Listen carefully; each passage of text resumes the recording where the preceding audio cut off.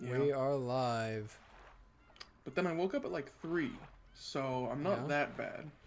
I was an hour off, dang it. When we were leaving this morning, Dylan and I were talking, and I said, yeah, producer will probably wake up around 4. I had an alarm set for 4, but I woke up early because today is Chainsaw Tuesday and there was a new chapter of Chainsaw Man. Ah. Had to get in on that. I see. Mm-hmm. Is it good? Not as good as I wanted, but still pretty good. Okay. They left the last chapter off on a cliffhanger of a new devil, and then the new one that they made, like that showed up this chapter, was not as cool as I was hoping for. I see. But I got my own hopes up, so it's my own fault. Well, Oops. if I remember correctly, we are in quite the devilish situation right now. Oh, it's just the worst. If you read the description that I made, it's all bad. Wait, let me read it for once. Where do I see the dang description for this thing? I don't know where you see it. I find it when I go to edit details. That's where I do it and find it. Interesting. Mm-hmm. I'll have to read it on my phone. Yeah, there you go. Actually, I gotta do the same. Uh-oh. Uh-oh. Bodies in the chapel that are horribly messed up. A full-on magic fight in Jessica's room between Kanon and Beatrice. And won't somebody think about GOHDA? How much worse will things get for the Ushiromiyas and the servants on this episode? And will Battler still be able to refute Beatrice's existence even with all that stuff going on? Stay tuned to find out. Yeah. Well, that's as good as a recap as we're ever going to get. I think so. I didn't know how okay YouTube was going to be with a text version describing what exactly happened to the people in the chapel, so I just went with messed up. Other words came to mind. Yeah, disemboweled and then re-emboweled. You do the Oh, yep. You go ahead, get on in there. Go ahead and get on in that thing. I need to watch Yamishibai. Sorry, I'm still I'm waking up, so I'm still going through my checklist of what do I need to do before I can sleep again? Yeah, no, you're good. But, without further ado, since we've done our little recap as per usual, I'm going to take us back in. Yes. And while you you're get doing to that. start us off, Mr. Oh, Kenzo. that's right. Oh, gosh. I should have had more of a drink. So, a few things before we do fully jump back in. I see. No. Immediate. Updates. Channel updates real quick. Thursday, Castlevania stream by me. Woo. Normal content schedule as usual. However, next week, Levi, do you want to tell them what's going on? I'm going on a trip with my college and will not be able to stream because I will be doing something somewhere. There you go. And I will be occupied Levi, for like the entire weekend. So, So our host Levi is not gonna be back to do much of nothing until around when? Like next stream day would be. let me look at the calendar. If we did like a Tuesday, let's say. If we did a Tuesday, the next time I would be back is I'm gonna be going for that weekend, the 26th. Okay, so we got a while till Levi's gonna be back. This will probably be the last live time you see him, so you're gonna wanna get your questions, get your comments, compliments, insults, get them all for him ready. I'm going to die. And the next weeks that are coming, I'll be streaming Tuesday, Thursday, like I used to back during the Assassin's Creed days, but we'll be doing something. I just don't know what we'll do yet. I'll think about that. It'll probably be a combination of Castlevania and Peglin, but I might change my mind. Good old Peglin. I could be persuaded. I love Peglin. Haven't played it in a while, though, because I've been playing Balatro a lot. I'm also tempted to play, like, old Flash games for a stream. Oh, yeah? Yeah, because I've been nostalgic for, like, what was that game? Like, War of Ages or something like that? Yeah. And Stick War. Stick War. I'm, like, nostalgic for those old battle sims, the left to right scrolling battle sims. Bum, bum, bum. Bum, Yeah, bum, bum, yeah. bum, bum, bum, bum, bum, bum. Oh. Yep. But we'll see. I think that's it. Just wanted to make sure. And we might say this again at the end of the stream. But now, time for me to say what I was going to say, which was, I see. So it has begun. Oh, that's me. I thought it was Shannon for some reason. She is on the left. Yes. Even though Kenzo had received news of 6 deaths, his emotions did not waver. The expression on his face as he gazed out the window was a smile, as though his opponent in a chess game had just made a spectacular move. Really? It was hard to imagine that such an expression could ever appear on a father who had just lost so many children at once. GOHDA and Kanon followed Rosa-sama's orders and went to call the police. After that, she ordered us to follow your orders, Master. What shall we do? This island has already been cut off from the real world. Mere phones will serve no purpose. Should I have them stop? Until the roulette is finished, what they do to pass the time is up to them. Let them do as they please. Yes, sir. What should we tell Rosa-sama? Oh. Didn't I say they should pass the time as they pleased? They can sing if they want, dance if they want. They're even free to hang themselves by the neck or jump into a boiling kettle. Until 13 people die, they can spend their time as they like. If that's too boring, then they can wander about whether 6 times 9 equals 42 or something. What? It does not. It doesn't. That's the answer to the mystery of humanity and the universe. Well, I think 42 is, but... Yes! My apologies. Shannon cowered in fright at his sudden rage. Genji made a gesture, as though telling her not to speak out of turn. Shannon couldn't help but regret saying too much. However, you two are also free to do as you wish. Genji, and Shannon too. You have done well serving me until today.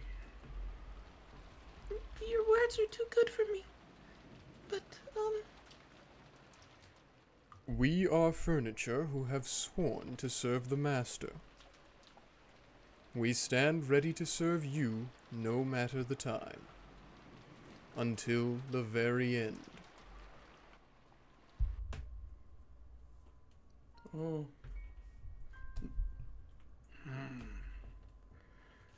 I want to tell you about everything. Shannon, I'm going to write a will. Dang, okay. I shall need you to transcribe for me. Please, Genji, my usual drink. Yes, sir. Nanjo often recommended that Kenzo write a will because of his health, but each time he had, Kenzo had gone mad with rage. Ever since then, you'd think will would have been the word Kenzo hated the most. After hearing such a word come from his lips, Shannon couldn't help doubting her ears for an instant. Shannon hurriedly prepared the side table and some writing paper. Genji followed his orders and began preparing that usual green, evil drink. Dang. I'm ready.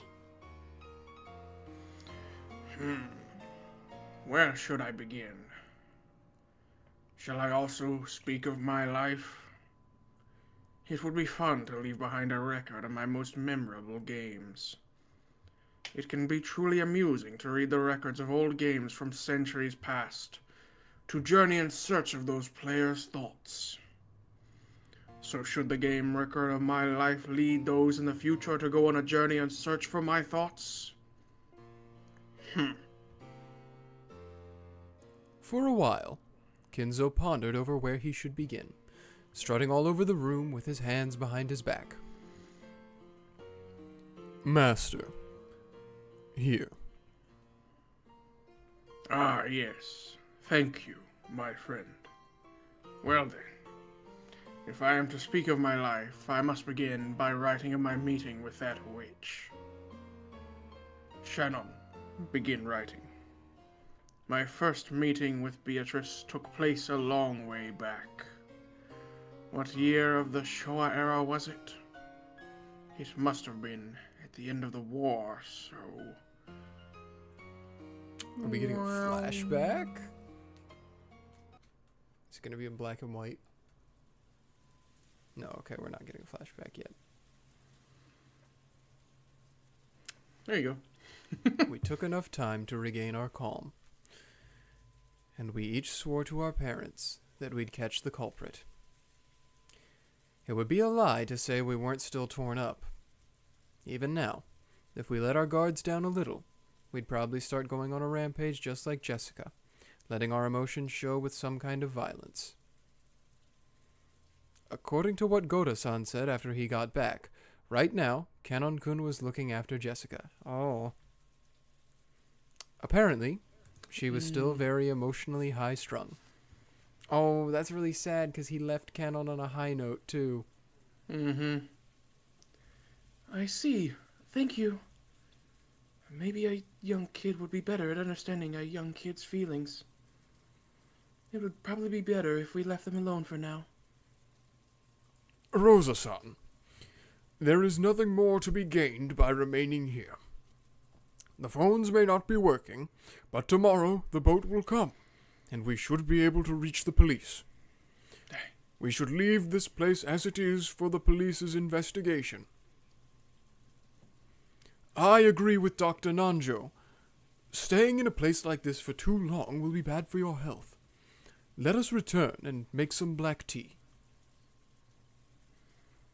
Yeah, I agree with that. Battler-kun, George-kun, are you ready? Let's lock up here. We ought to leave this place as it is anyway for when the police come. You're right. Battler-kun, are you ready? Are you okay? Sorry. Yeah. I've cried all I can. I'm fine now.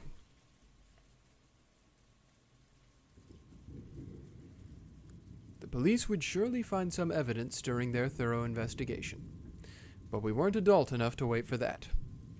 I'd investigated the chapel in my own way, trying to grab the culprit before the police arrived. And what I figured out was absolutely nothing, frustratingly. I wasn't able to find a single hint. Come on, let's go out. Maria, we're going. Don't keep staring at it. Come, come, Maria-sama. Let us return.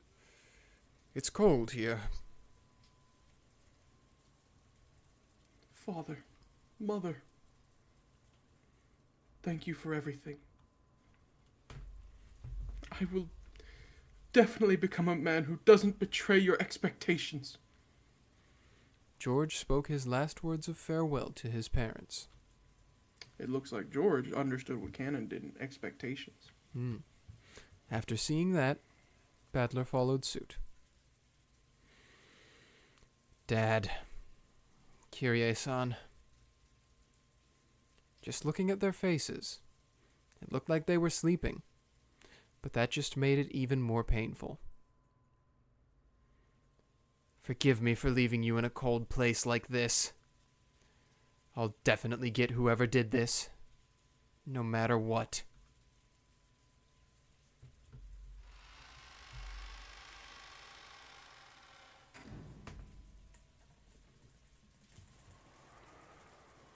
What is this? What a repulsive scribble. Did the culprit draw it? No, that was me. Oh. I thought it would be funny This is worse than vulgar. How horrible. When the door to the chapel was closed, we learned about that creepy scribble for the first time. When we first found this, it was already drawn here. It must have been made by the culprit. So supposedly the culprit was a witch, and this is a magic circle to summon a demon or something? This is the 7th magic circle of the sun. Don't you even know that? Ouch. Get doinked. Hey! Don't I always tell you not to make that creepy laugh? Maria, go on. What does it mean? It's a magic circle to escape from physical or mental bonds. And the part written around the circumference says, "The Lord has freed me from my chains. I will offer to you the sacrifice of thanksgiving, and will call on the name of the Lord," in Hebrew.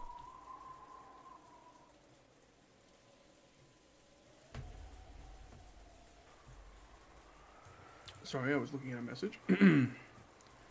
Sacrifice of Thanksgiving. So they killed Father and the rest to use them as human sacrifices for this magic circle? Yeah, been there, done that. Right, I know. Calm down, George Coon. This is the culprit trying to provoke us. I'm sure it doesn't mean anything. Thinking about it will only poison the heart. And looks like there's some English written here. Happy Halloween for Maria? I get it. And the key to open this door was handed over to Maria. Is that what's going on? Well, this is the chapel after all. Maybe Maria doesn't mean Maria-chan, but the Virgin Mary. In that case, you could read this as a blasphemy against God in the name of Halloween. I feel like you're really stretching, George. He doesn't know any better. He's Japanese. They say witches who make contracts with demons swear to defile God's name at all times. In that sense, this really is a witch-like crime. Sounds like you know a lot about it. Did you get that from Maria? Yeah, something like that. Oh. What? What? What was that Ba-boom. baseline? Yeah. The chapel, huh? They went to all the trouble of calling them out here and killing them. Aunt Rosa, does this chapel have some special meaning? I was trying to find the song now. I don't know if we've heard this one before or not. We must not, because I don't think I we feel have. like we would have recalled. It's so goofy sounding. Okay. What do you mean? A special meaning? Well, someone carried 6 human corpses all the way over here and set up these elaborate decorations. We can't tell if she called the 6 of them over here before killing them, or if she killed them before carrying them over here. But either way, it'd take a lot of effort. Why did the culprit want 6 people to die here? True. By doing something that elaborate, there would be an extremely high chance of some disadvantageous evidence being found when the police arrive. It is inconceivable that the culprit would fail to realize this. The issue now is why the culprit went to all that effort. We have heard this song before at some point in episode 1. Ah. But apparently probably not very much. It's Suspicion. And that leads us to just one question. What meaning is there to this place, where we found the 6 corpses? This chapel was important to Father. Ever since I was a kid, I was given strict instructions never to enter it. Ooh. I came here once too. Got in lots of trouble. Dude. An important chapel? Does it have some connection to the Ushiromiya head family? I don't know. Father viewed this chapel as very sacred, and he treasured it so much that he had it redecorated several times. But as everyone knows, Father wasn't a devout believer, as his passion for black magic demonstrates. I've never heard of him coming here to offer his prayers to God. As far as I know, the Master has never come here. We even call this the Sealed Chapel, and, I found it eerie, like a haunted house. Okay. Even though Father... I think that's just a typo. That's just not supposed Okay. to be there. Ha ha! You suck, Ryukishi! You can't write for nothing! No. Even though Father never approached it himself for some reason, he made the servants give it a major cleaning several times a year. It felt like he kept it clean all the times that it could be used at any moment. And even so, it's called the Sealed Chapel. Well, the servants gave it that name. I don't think that's like its real name. Yeah, true. Maybe it's indiscreet to say this, but doesn't that sound pretty cool? Dr. Nanjo, you're an old friend of Grandfather's, right? No, Oh. Have you heard anything about it? I did ask about it once, long ago, but I forgot exactly how he dodged my question. That's right. I believe he said something like, "Someday, perhaps I, too, will be able to receive a blessing there. But unless a miracle occurs, that day will never come." What does that mean? What would he do in a chapel? What would you do in a chapel? It couldn't mean his own funeral, right? I wouldn't believe that of Kinzo-san.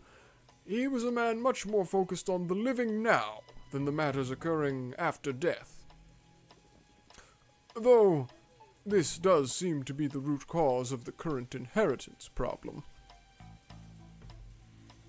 And then what would he do in a chapel?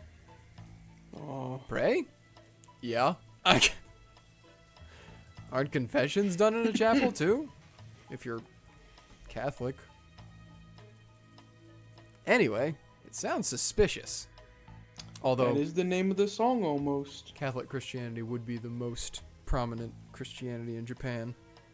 It sounds suspicious, Levi. Sounds suspicious. I don't know the reason.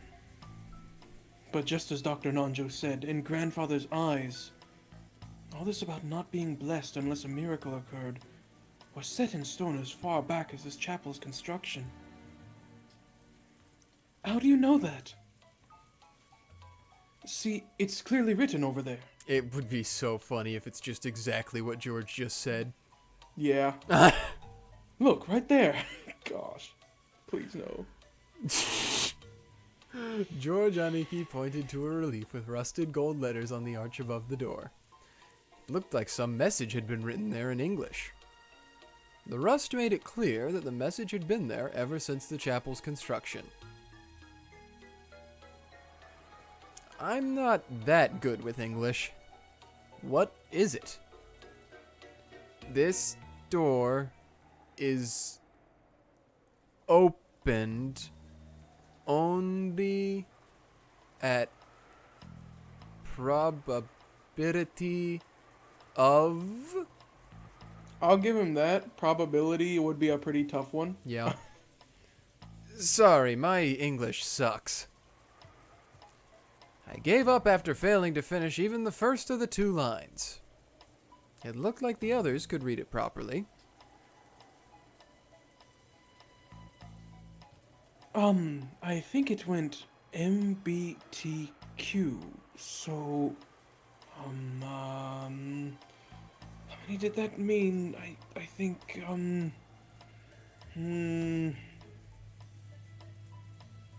Anyway, this is incredible. Adding up all the fingers on both hands doesn't even get you close. What? What? I am assuming that was Roman numerals. Okay. But some of those I don't think are Roman numerals, so I don't know. I think that he thinks they're Roman numerals, but I'm not sure because I don't think T is a No. is T. Not I don't that I'm know if aware B of. is either. No. I think M and Q maybe. Okay. I'm actually gonna scroll back because I'm wait. I'm not good at English. Sorry, my English sucks. I gave up after failing. I think it went MBTQ. How many did that mean?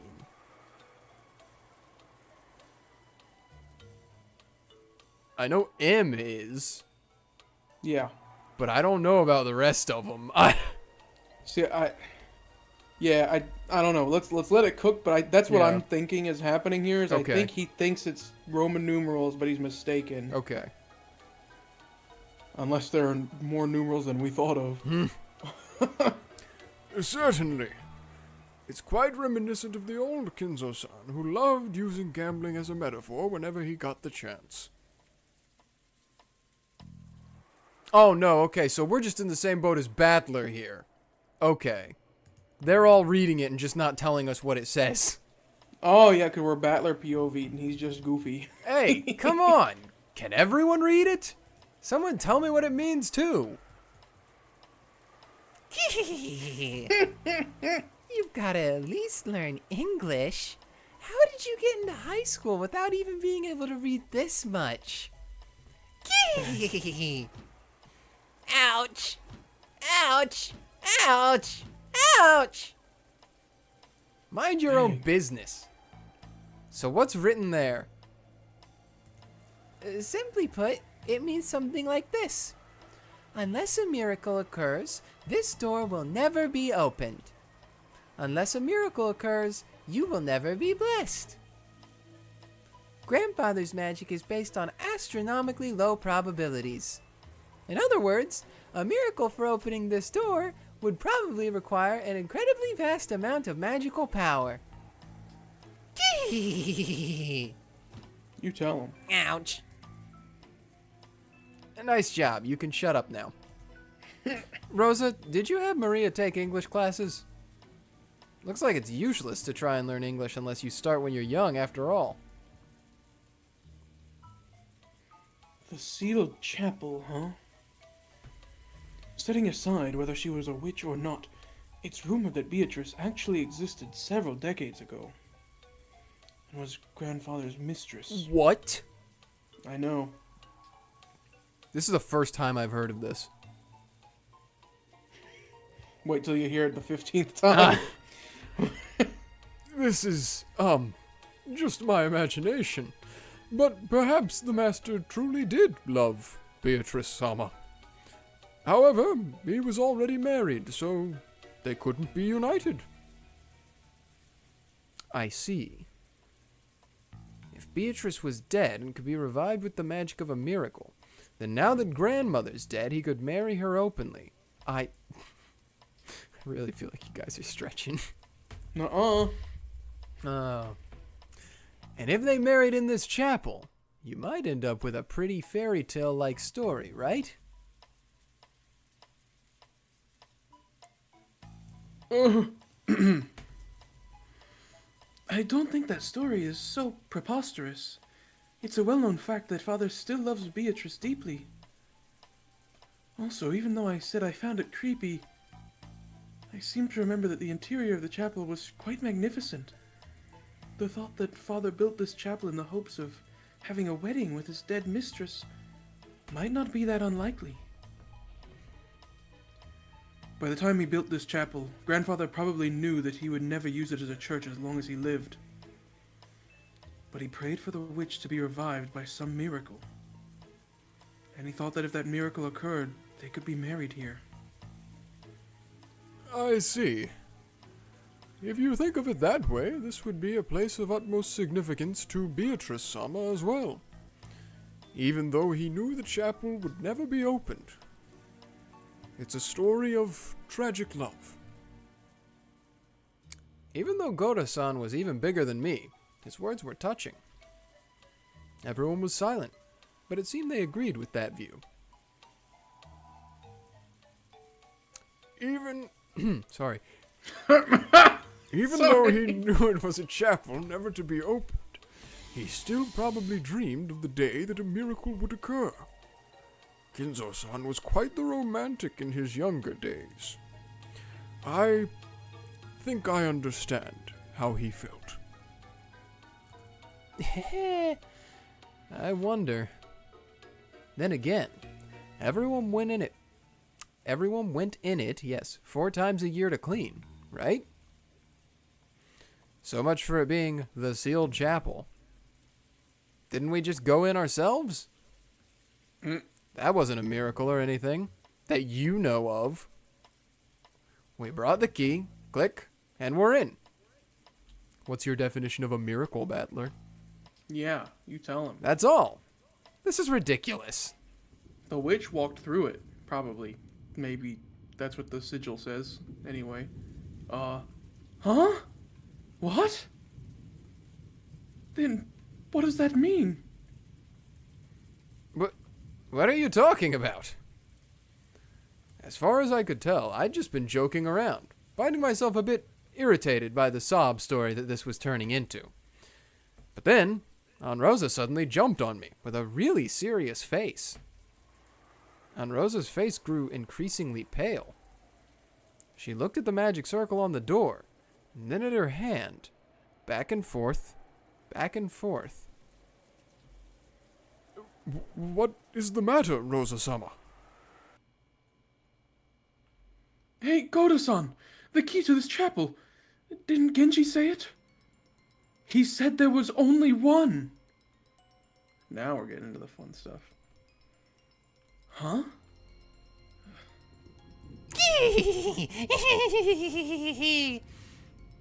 It took you all way too long to figure it out. When a kid pulls a prank, it sometimes goes unnoticed by the adults, and the kid who did it gets all disappointed. If such a prank then gets sprung on someone much later, it can really make a kid's day. Maria's celebration just now looked a lot like that. Yes, that's right. There is only one of those keys. It is the key to the Master's treasured chapel, so there is only one, with no duplicates. It is normally kept safe in the key box in the servant room, but... That's right. And Genji-san said it had gone missing. So someone stole it, put it in an envelope and handed it to Maria? And they did it yesterday! What the... So, in other words, isn't that strange? No, it's completely normal, I think, actually, Badler. It makes sense to me. Yeah. That's absurd. This is getting bizarre. Oh, now it's getting bizarre. True. What do you mean?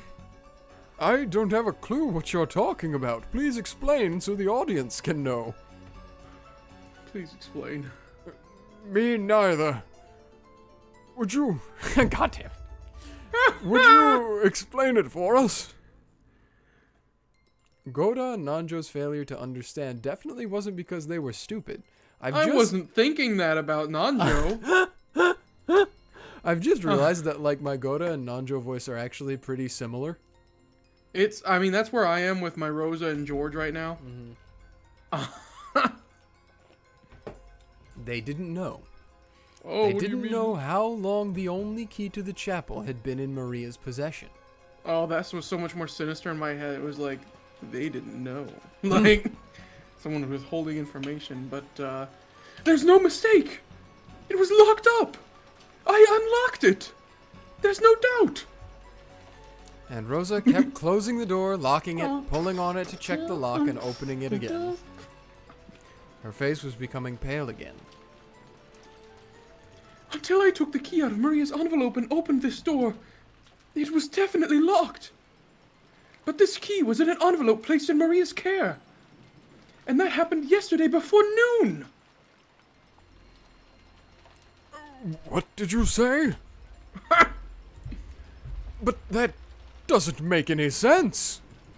Run it back one more time. You're right. Maria received a one-of-a-kind key from a woman calling herself a witch midday yesterday. In other words, from midday yesterday until this morning, when Rosa-san unlocked the door, this chapel was a closed room. How did they get those 6 people in here? And how did they kill them? Now we're getting into it, bro. Yup. Also, I figured out you don't have to screenshot these anymore because I figured out where they are on the Umineko wiki. Oh, okay. So we don't have to worry about that. But here we go. Get your thinking cap on. I'm going to be asking you some questions. Okay. But we'll wait till we get through their whole discussion of it at least first. The deaths of 6 people had shaken us badly. When we learned about the weird magic circle and the history of the chapel, we felt as though we'd figured at least part of this puzzle out. But that was all absolutely trivial. From midday yesterday until this morning, this chapel was a closed room. But our parents were with us until last night. How did the culprit get into this building? And how did they lock it up again? Ooh, here we go. What Levi, this is what? it. This is it? This is what? This, you'll see. Okay. Is this red? I'm just really excited. Okay. Is this the you are? It's something. Okay. What are you trying to pull? Again? A closed room again? Are you trying to say that you unlocked it with the power of magic? Don't take me for a fool. If you're demanding that I show you how to open locks with my power, I wouldn't mind. But that wouldn't be the same as me forcing you to surrender. You keep trying to explain it all with humans. Only when I've cornered all your theories completely will I have my victory. Come now, how will you undermine my defenses? What trick could a human have used to defeat them, It's just like the closed rooms last time. Not enough information. It's impossible to reason like this. Not quite. Any excuse could be made. Any trick could work. There's no way to reason it out. Ha! That again? There's not enough information, so you'll wait and see. Your information is uncertain, so it's impossible to use your reasoning. Huh. There's always the excuse you humans use to let yourself stop thinking. Who do you think you are, lowly human? Are you saying you can't even think unless you're like Laplace's demon, you incompetent fool?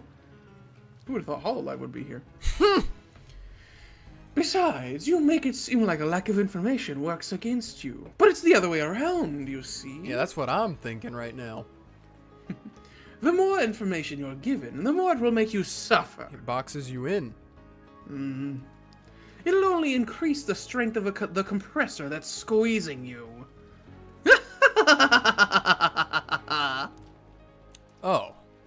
In that case, let me say this. It's impossible to verify that this is a closed room in the first place. Ooh. If we're already talking about demons, I can play that game too. It'd be possible to prove that this isn't a closed room. Just show how someone could have gone in or out and you're done. But it's impossible to prove that this is a closed room. You could never deny the endless set of possible methods for getting in. In other words, this is one of those devil's proofs. This concept of a closed room is actually something that can never be proved. I'm trying to figure out exactly what Laplace's demon is. If some creature knew everything's position and motion at one moment, then the laws of physics would give it complete knowledge of the future. So it's just a demon that has a bunch of knowledge, basically. Yeah. So that was just basically her saying, like, oh, so your excuse is you don't know everything, so you can't solve it, dummy? Yeah. Okay. Now that I got that, because I'm curious. I've read this before, and of course I know HoloLive. I never put the two together because HoloLive Laplace is always La plus. Mm-hmm. But now I was just like, well, now I gotta know. Okay. So first you stop thinking, with a lack of information as an excuse, and now this. Very well. If that is your move, then I will accept it. Continue. First off, it looks like you're trying to claim that the chapel's a closed room. Just a short while ago, I spent some time looking around in there, and I couldn't find any way in or out except for the door. But that just means I couldn't find one. It doesn't prove it was a closed room. If there's a hidden door or something that I wasn't able to find, your premise would be blown away completely. Also, if I remember correctly, when they were trying to open the main door, they talked about busting through one of the windows, which would be possible. They said that they could do that. No one did, but yeah.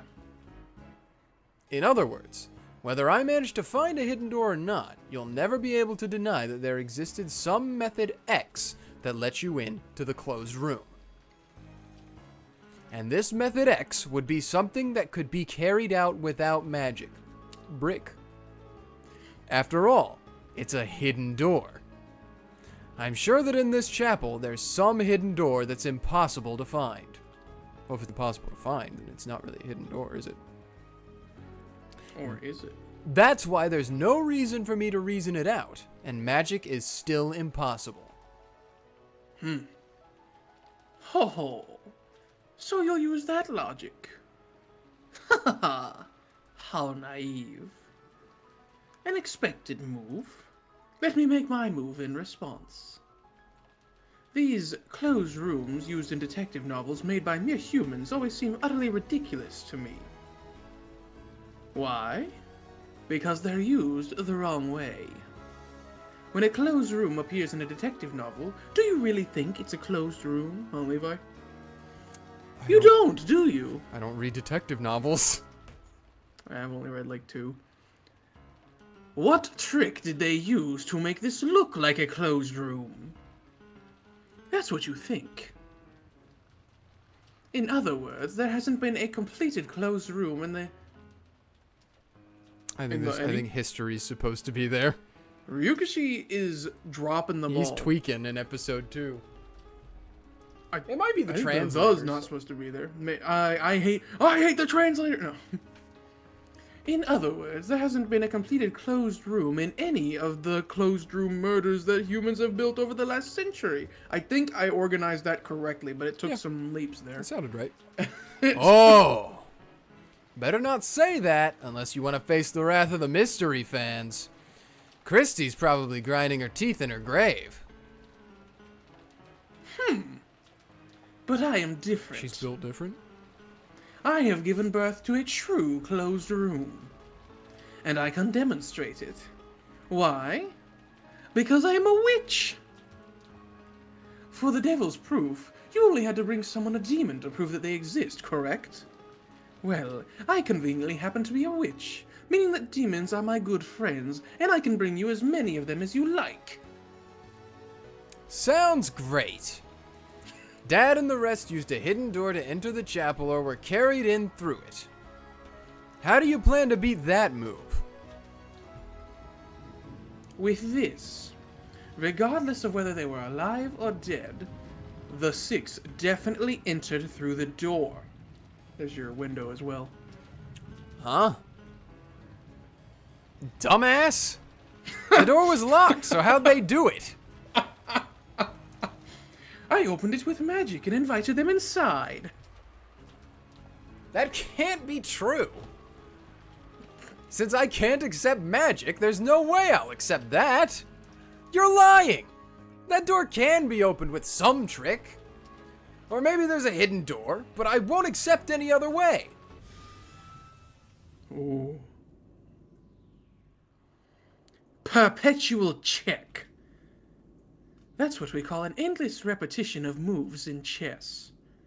It's the same endless repetition as a discussion that won't advance because both sides deny the basis of each other's claims, like our game.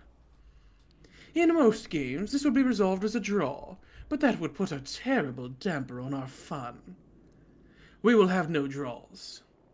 You will either accept me and submit to me, or you will deny me. At least I agree with you there. We'll settle this without fail, just as you wish. I like that attitude. So, I had a thought.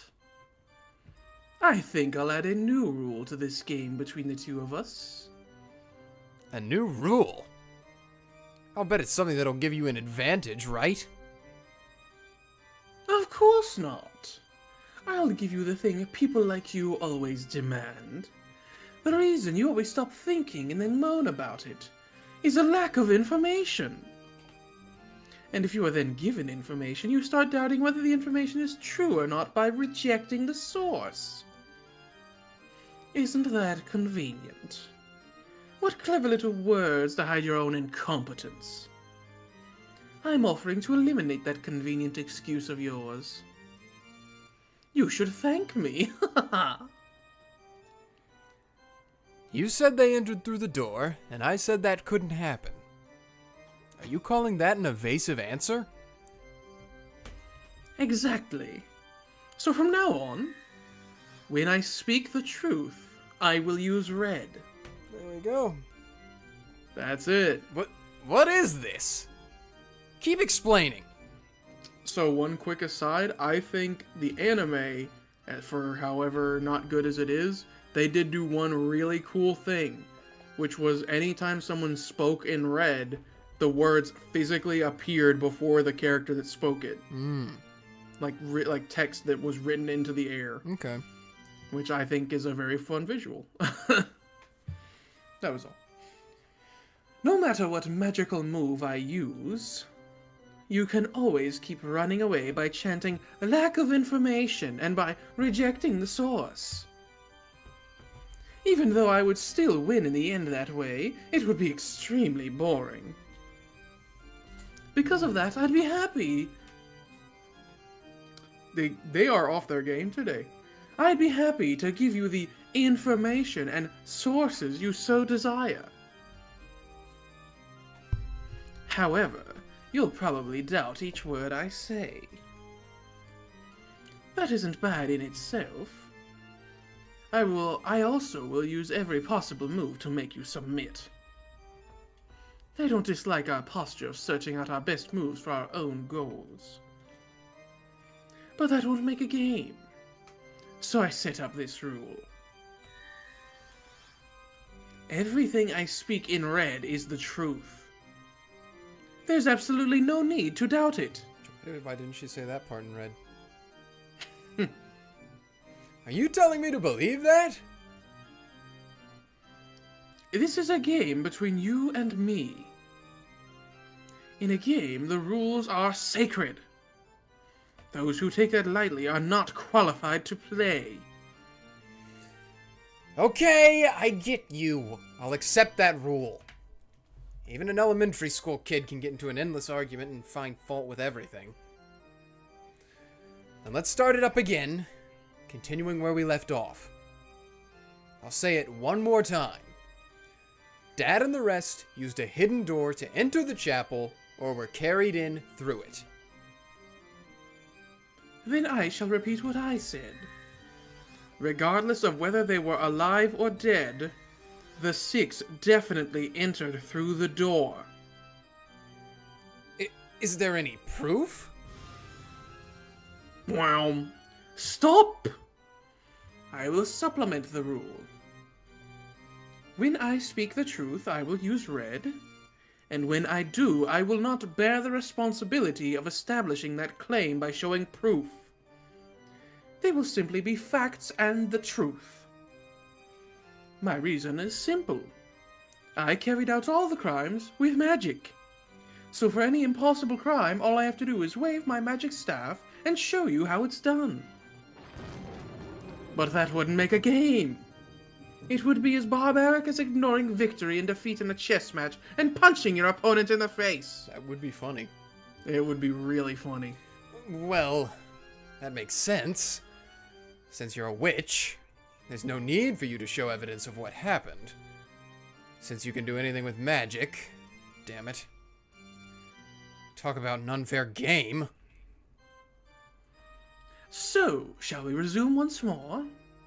The 6 definitely entered through the door. I unlocked it with magic. How will you get around this magic? This closed room? The key! Genji-san and the others said there was only one key, but that's impossible to prove. The culprit secretly made a duplicate key. Only one key to the chapel exists. Then what about this? The culprit made something other than a legitimate key and opened it. I don't know what, but maybe a wire. A tool for picking locks. What is this naive move? It is impossible to unlock the lock to the chapel with anything but the chapel's key. Although it can be opened with the power of magic, right? Not if it's impossible to unlock it with anything but the key. Then what about this? There's something wrong with the door itself. There was some way to pass through it even while it was locked. What? As to what that is, I can think of a few ways. Maybe it's like those big doors on a castle that have a smaller door in it. It's also possible that they remove the hinges and then remove the whole door before entering. He is... I'm with Beatrice here. Is this the best a century of human wisdom can manage, battler? When the door to the chapel is locked, it prevents any and all methods of entry or exit. Assuming you can't use magic, right? Is it about time for checkmate? Not even close. You said those 6 people entered through a door, but you didn't say it was the front door. They might have entered through another door, a secret one. You talk too much, you incompetent fool. Then let me expand on my earlier move. The 6 definitely entered through this front door. That's screwed up. The door was locked. It was impossible to unlock without using that single key, and yet 6 people entered through it? How? With magic, you say? Damn it. Damn it, damn it, damn it, damn it, damn it!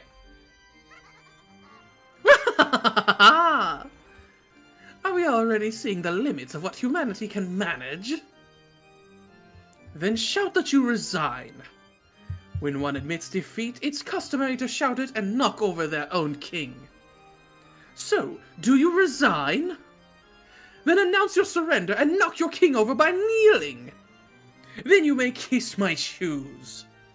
There could be no greater joy than forcing a man like you to lick my shoes. What the heck happened there?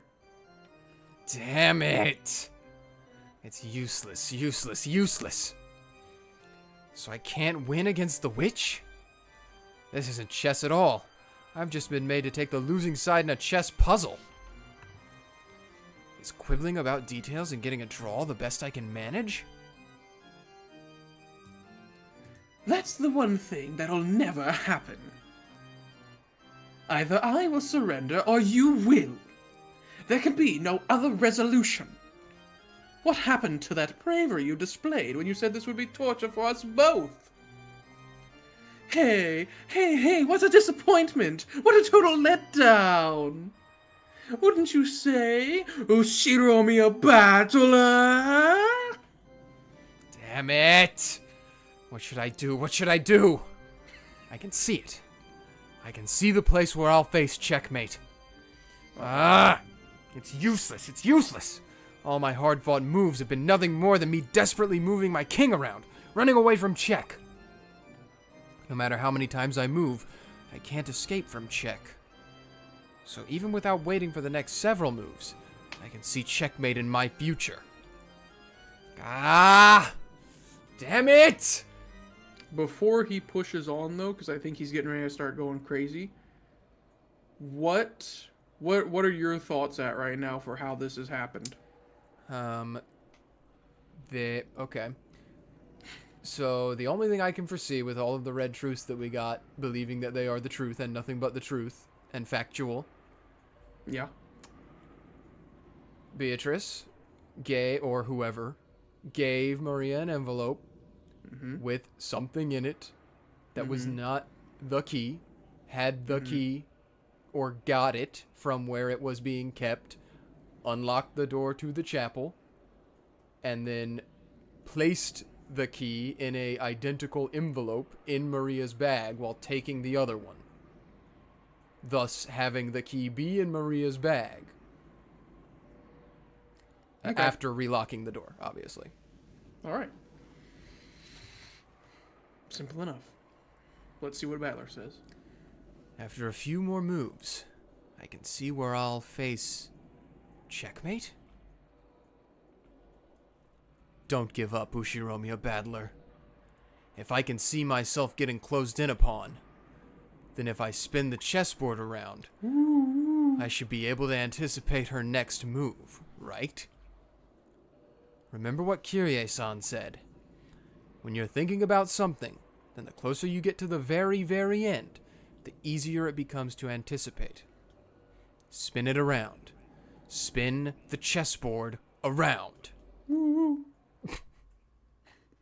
Did you hear that noise?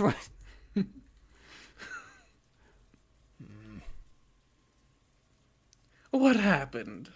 You fell silent all of a sudden. Fear not. Surrender is but a momentary shame. After that, all that remains is the joy of entrusting your fate entirely to the hands of your new master. Come on, cry out in resignation. I can't hear you. Speak up and say it clearly. Enough babbling. You're just refusing to listen. So I'll say it once more. I won't resign. Continue. Resume the game. Ho. Very well. It is your turn, after all. It is? I made the mistake of thinking this rule you made was your own weapon. However, I've realized that it can also become a weapon for me. She said that. She told you that? It all comes down to this. Please, do give it a try. I've been focusing all this time on how they entered the closed room of the chapel. That approach was useless. It's useless. It's all useless. Spin the chessboard around. That's right. I was thinking about it backwards. This is how I should approach it. How was the chapel, which wasn't a closed room in the first place, made to look like a closed room? She also said that earlier. She said that to you. Here it comes. That thinking technique humans gave birth to over the course of a century. Give it a try. Say this in red for me. If you can't, then refuse. Here I go. I guess that's me. It looks like you. Thank you. Does this man intend to reverse his defensive posture? Impudence. Yeah, that's definitely Beatrice. I get that the only way to enter the chapel is through the front door. And that there's only one key. But wait. The question is whether that key really was handed over to Maria yesterday before noon. My, but you're dragging this on. Do try and get to the point. It's something like this. We've been under the impression that the key's been unusable since midday yesterday. So we've assumed that this was a closed room from midday yesterday until this morning. I want to hear you say that this impression of ours is a solid fact. Interesting. So you turn your reasoning not to the door, but to the key. Yesterday, Maria received an envelope from you. She didn't open it, but she might have felt it and known there was a key inside. But it's not like she'd have been able to confirm absolutely that it was the key to the chapel. Here's what I'm getting at. The thing inside the envelope given to Maria was a fake. Well, how about that? You aligned with Battler. Yeah. I'm Battler pilled. Did that have anything to do with our brief D&D experience? Or No, were you I just did not about remember it? that at all. That was genuinely, I was Sweet. about it. That's cool. That's cool. That's a badge of honor for you right there. Yeah! I'm Unless smart. the witch refutes it. Let's Oh, see. okay. If you think about what you're saying, it's ridiculous. This morning, Rosa definitely took an envelope out of Maria's handbag, and from that obtained the genuine key to the chapel. Okay, but you didn't say anything about it being the same envelope. It wasn't a fake, as you suggest. I know that much. I'll continue. In that case, when Maria first received the envelope, the thing inside it was definitely that same key to the chapel, right? Oh. See what I'm getting at? Midday yesterday, you gave Maria an envelope with a key inside, and you told her that she mustn't open it. Maria probably realized it had a key inside. Later on, Aunt Rosa used the thing inside the envelope to open the door to the chapel. And that's why we assumed it was the key to the chapel all along. This is the suspicious part. So is this what you're trying to say? That when I entrusted Maria with a key, that key was a fake?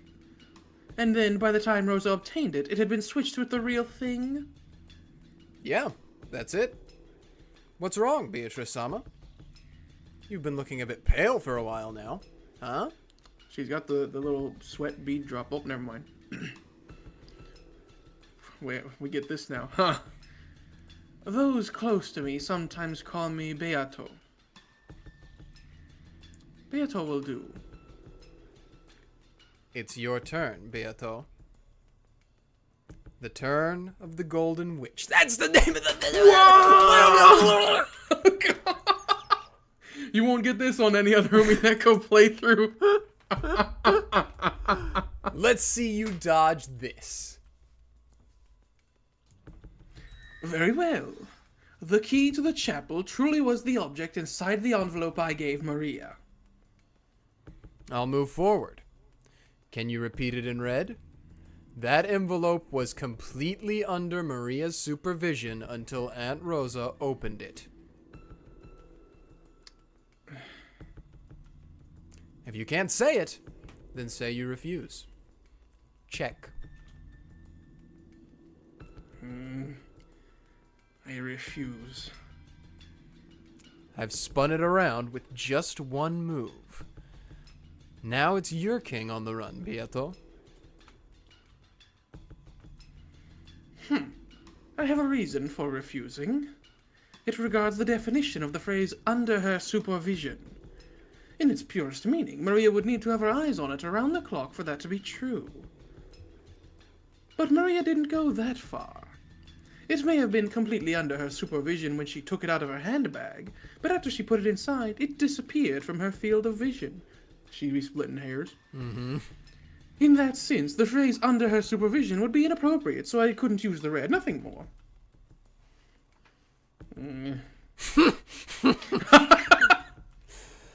I'll bet that move hurt. And your face tells me you've guessed the next one. Sorry.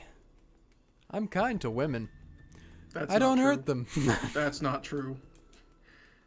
And I'll never betray a woman's expectations. That's true. That's true. That one is true, Battler. You are right about that. It's time for you to repeat it in red if you think you can. No one was able to touch Maria's handbag until Aunt Rosa took out the envelope.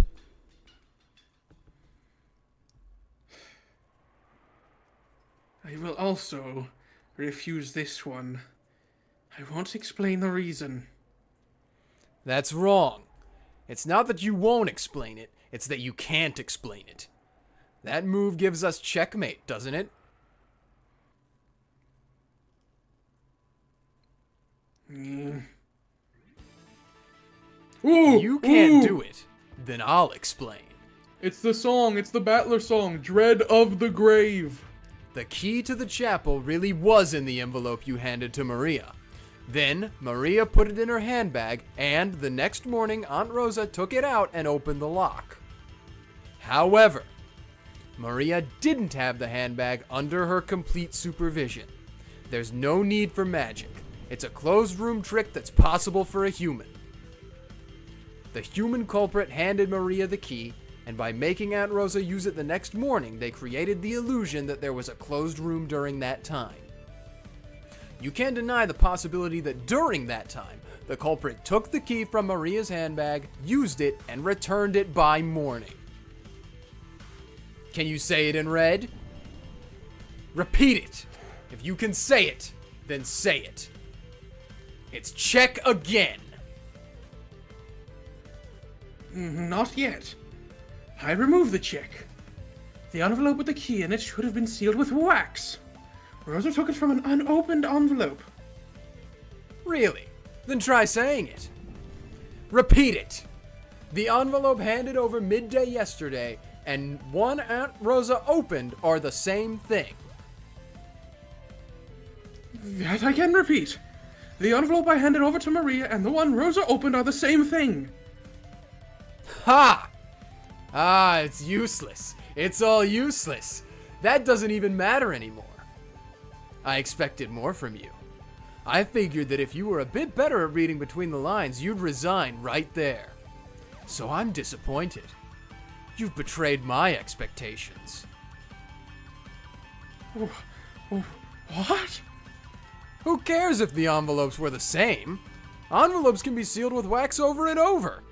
The key inside is what's important. This time, it's all over, Golden Witch. It's a real checkmate. I'll say it one more time. Repeat it. If you can say it, try saying it. The key to the chapel inside the envelope Maria received wasn't used even once until Rosa opened the envelope.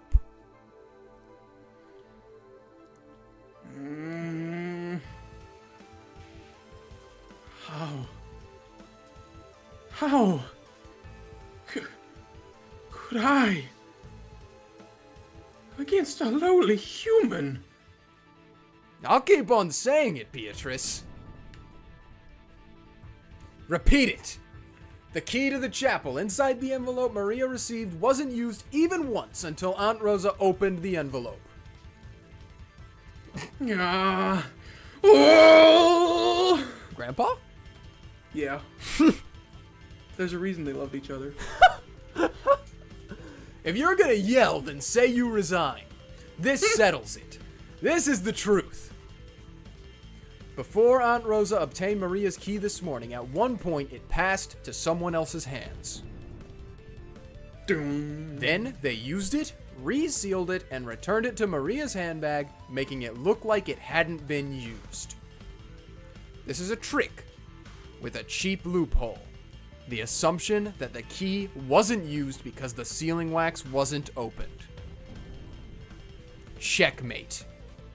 There's no magic, and it's nothing more than a trick that's possible for humans. In that case, who do you say stole the key?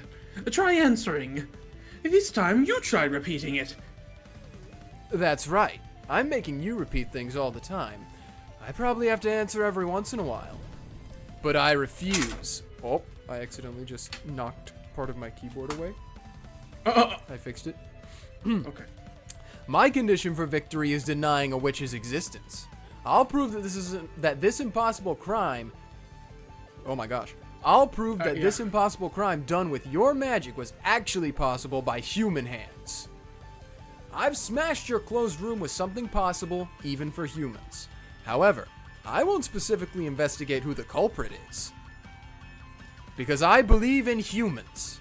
Because I definitely won't accept that there's a person among us who would steal the key from Maria, use it, and do something so horrible. Among us.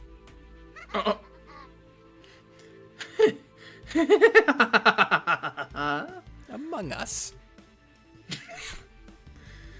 Beatrice, if she was a Zoomer. I give up! I resign! Oh god, a Zoomer witch. Maria. Well, no, she would be like Gen X or something. Maria's daughter. Just once. Yeah. For this skirmish, I'll give up. But you really are naive, battler. Parting remarks are a loser's privilege. Say as many as you like. That line is still one of my favorites of all time. Since you continue to deny my existence, you will eventually be cornered. After all, since you deny me, you will have to suspect those relatives that you can't stop loving. In the last moment when you have to suspect one who is beloved to you, then you will surely accept my existence. True, you have defeated me in this skirmish alone. However, that naive logic will definitely destroy you. You can't win against me, after all. Ushiromiyas battler!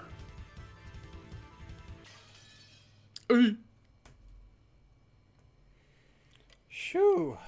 Oh. So A little lot time. happened. Yeah.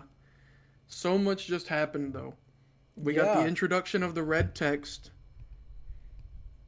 Beatrice got which- beat. Beatrice got beat for the first time. It has Hopefully not taken the an last episode time. and a half. Yeah. I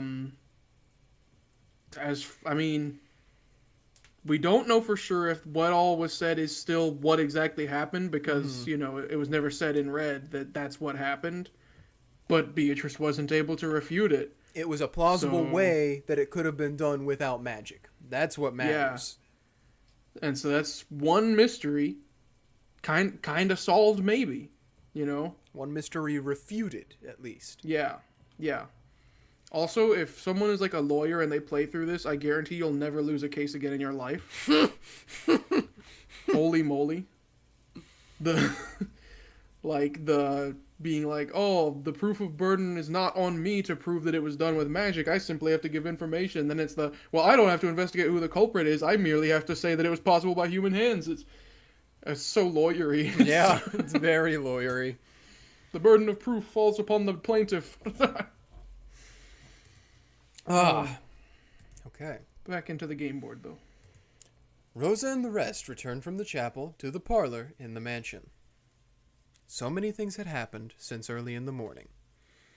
Of course, they were high-strung.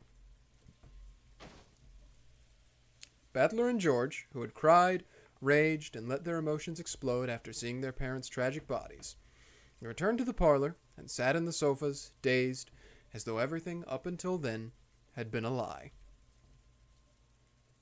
Only Maria was completely unchanged and looked just like normal. When she wasn't playing pranks, she was basically a kid who played wordlessly by herself. So even if she was dazed, she would probably look just as she did. But as she turned on the TV and flipped through the channels, it looked as though nothing about her had changed from normal. Yeah. Did Rosa think anything in particular about this attitude, which was clearly different from normal people? She stared at Maria's back, as though looking at something that wasn't quite heartwarming. Eventually, Kumasawa came to say good morning. Her cheerful manner was clearly out of place, and she couldn't help but be bewildered by the strange atmosphere in the room. Then, when she heard all the details from GOHDA, she reacted loudly with shock. Of course you've contacted the police, right? What should we do in a time like this? Oh, what should we do? Please calm down and listen. It seems a machine somewhere was somehow done in by lightning last night. Because of that, we haven't been able to use the phones. What? And until the typhoon passes, we can't even contact the police? Maybe Kumasawa's exaggerated surprise was a little comical.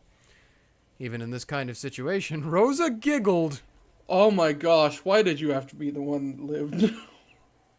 Because of that, the fog of confusion that had covered her head cleared up a little. I've got to stay strong. It's not just Maria. I'm acting as a parent for George-kun and Battler-kun too. So I have to stay strong. Oh, and Jessica. Screw Jessica though. No. Where'd Jessica go? Wait, I should probably check in. Rosa had been the youngest sibling, with a large difference in age between her and the others. So, she had always been treated as a child. Every time she learned something new, it was something obvious to her siblings, and she had built up a complex, becoming convinced of her own incompetence. So, she had developed a passive personality, asking her siblings for advice every time something happened. I have no idea if that's something that actually happens. I mean, it seems plausible to me, but does that like happen when you're a youngest sibling of several? I mean, I'm not a youngest sibling of several, so I couldn't answer that either. I just have one sibling. I'm Columbius. I mean, I would think in a situation like the Ushiromiya family situation, where all of the siblings seem to be pretty smart in their own way, it's feasible that you could get an inferiority complex when your two older brothers and sister are all very intelligent and successful. I wonder, let me think, because my dad was the youngest of 9, and my mom was the youngest of 5. My mom was like a pull herself up by her bootstraps kind of person, but I wonder if that's not because all of her siblings were brothers. Maybe. So she was like the only woman. My dad, however, he definitely has a passive personality. Yeah. Okay, never mind. I was just thinking about that. Psychology moment. Yeah.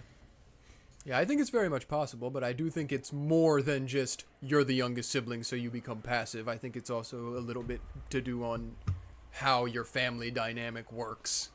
Yeah. True. But she no longer had any brothers or sisters. She's not the little baby anymore.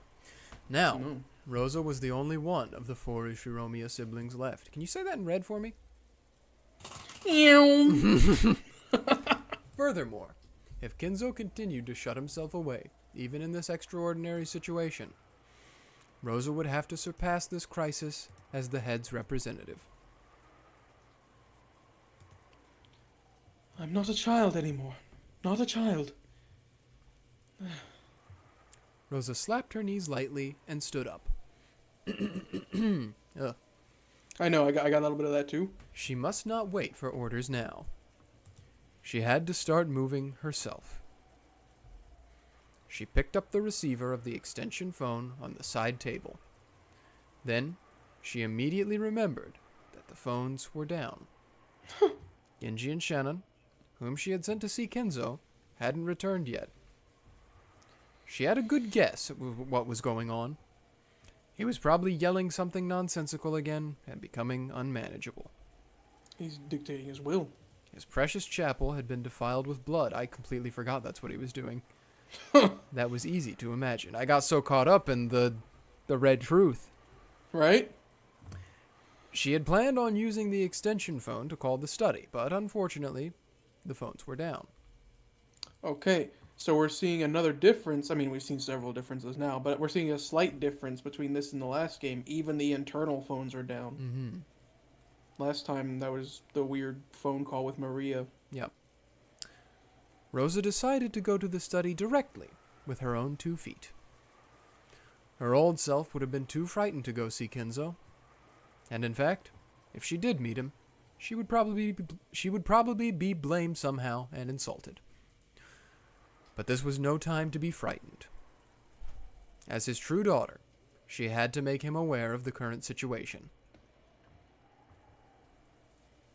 Kumasawa-san, I'm going to see father. Take special care of George-kun and Battler-kun. I'm sure they're on edge right now. Yes, that may be true. It is truly pitiable. I shall make them something warm to drink. Mackerel tea.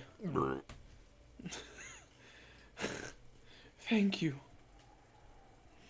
After the conversation we had last night, I can't even be sick with mackerel tea. I'm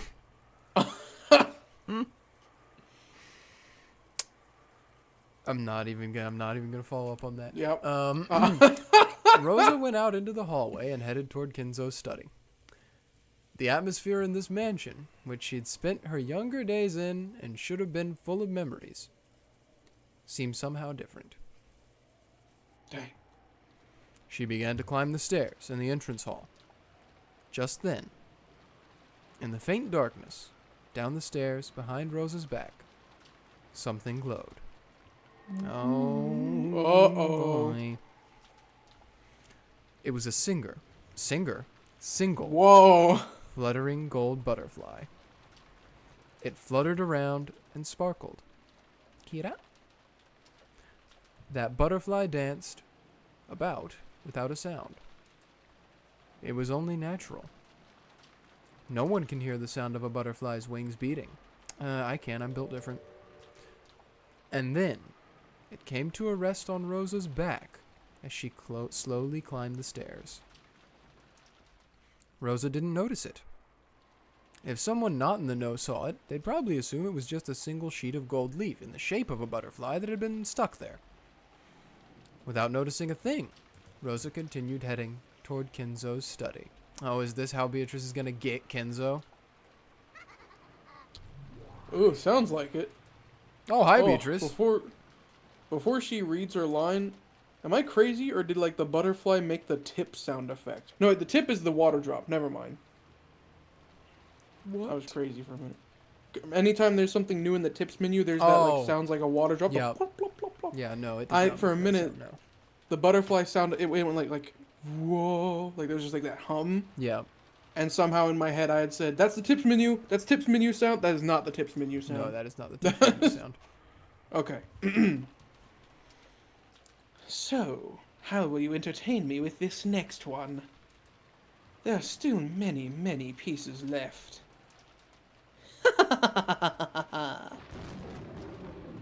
So it seems like schoolgirl Beatrice decided to go into full gown Beatrice mode, like, right after all the It kicked murders off. started. Yeah. Yeah. What was the significance of schoolgirl uniform Beatrice?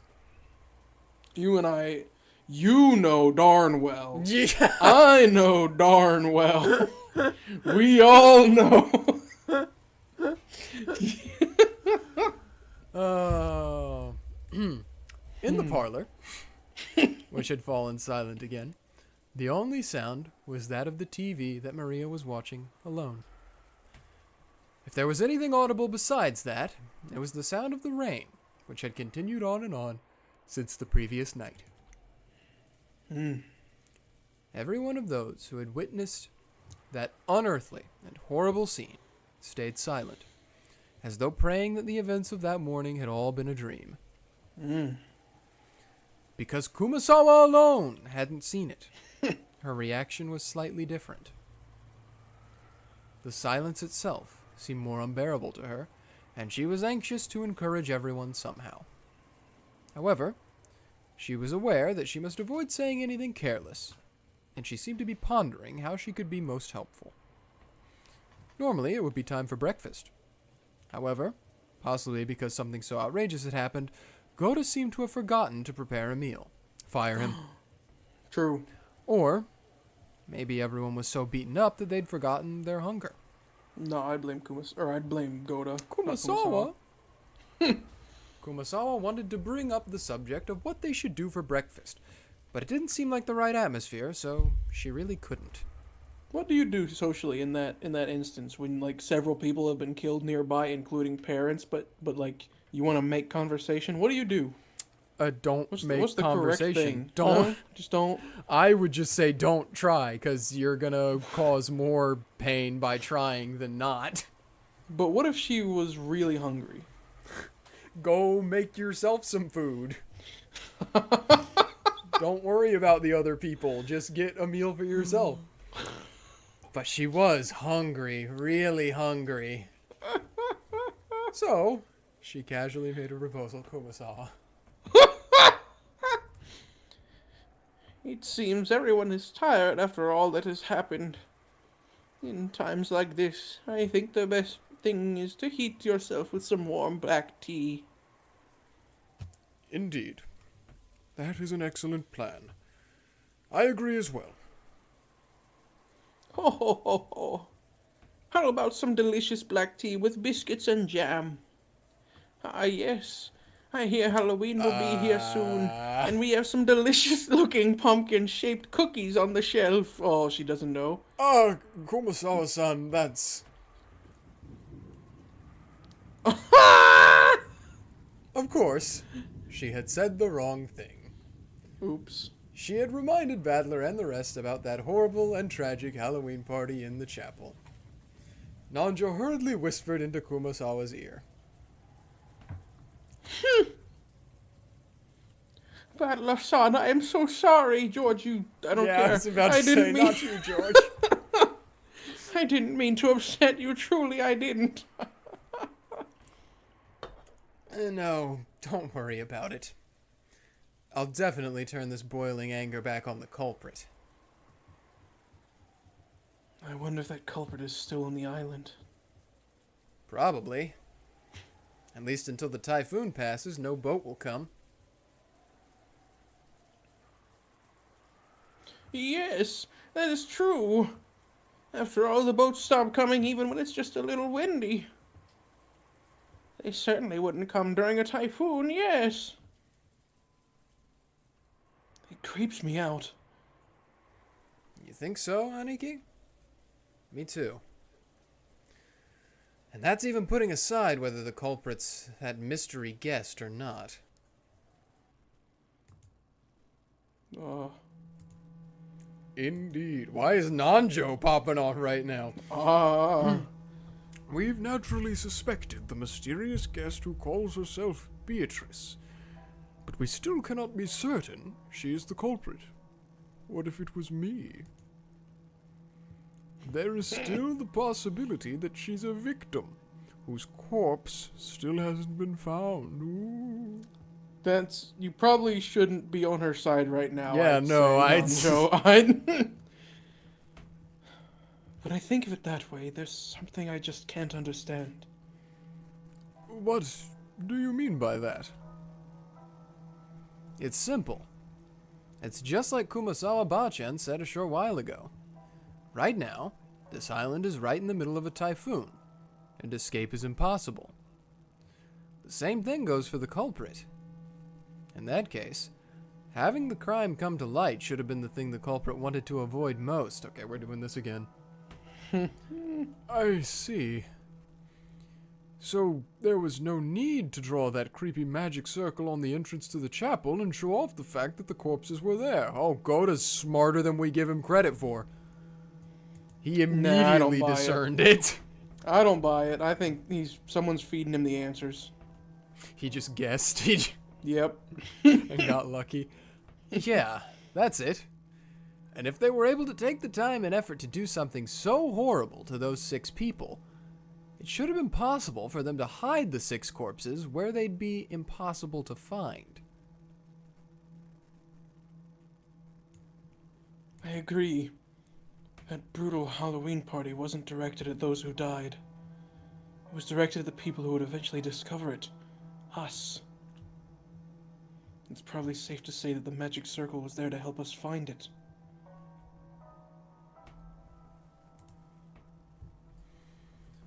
The culprit knows they won't be able to escape from this island for a while.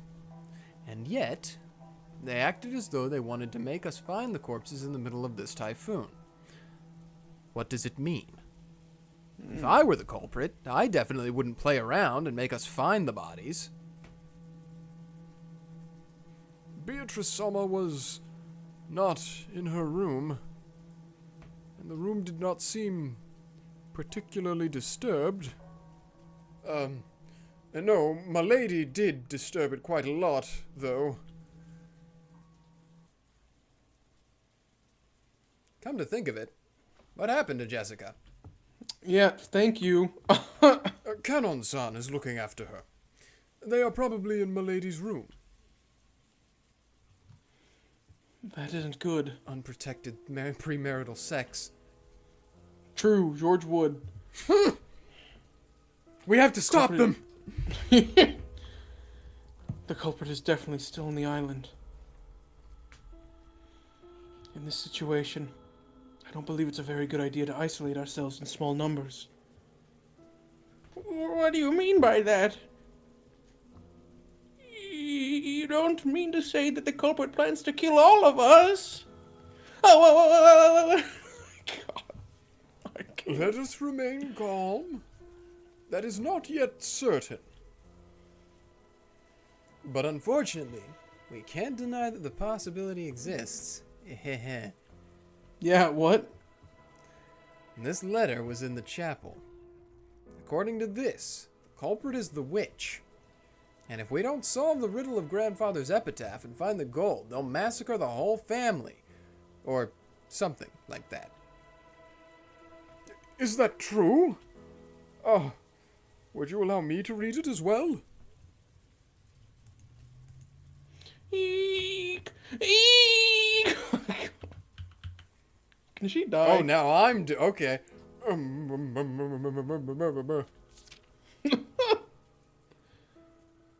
As they read the witch's letter, GOHDA, Kumasawa, and Nanjo's faces grew even paler than they had been. Kumasawa could no longer hide her shaking. If you don't want to die, try finding Grandfather's hidden gold. Is that it?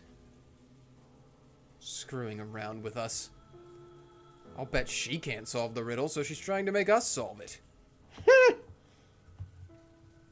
However, I wonder what the truth is. Madam always stated that the legend of the gold was nothing more than an illusion created by the master. It is doubtful whether it actually existed. True. Supposedly, they thought it would be nice if it did exist, but only half believed it. The relatives started believing in the legend of the gold only after Kinzo's health worsened and the inheritance problem came up. Until then, hardly anyone believed in it, I understand. Oh, so maybe that's why. Do you remember? On the table in the chapel, there were 3 gold ingots. That alone would be worth quite a lot. Doesn't that prove that the legend of the gold was real? Excuse me, please wait. Just now, did you say there were 3 gold bars? Kumasawa's got her priorities. Yeah, there were definitely 3 of them piled up. So what?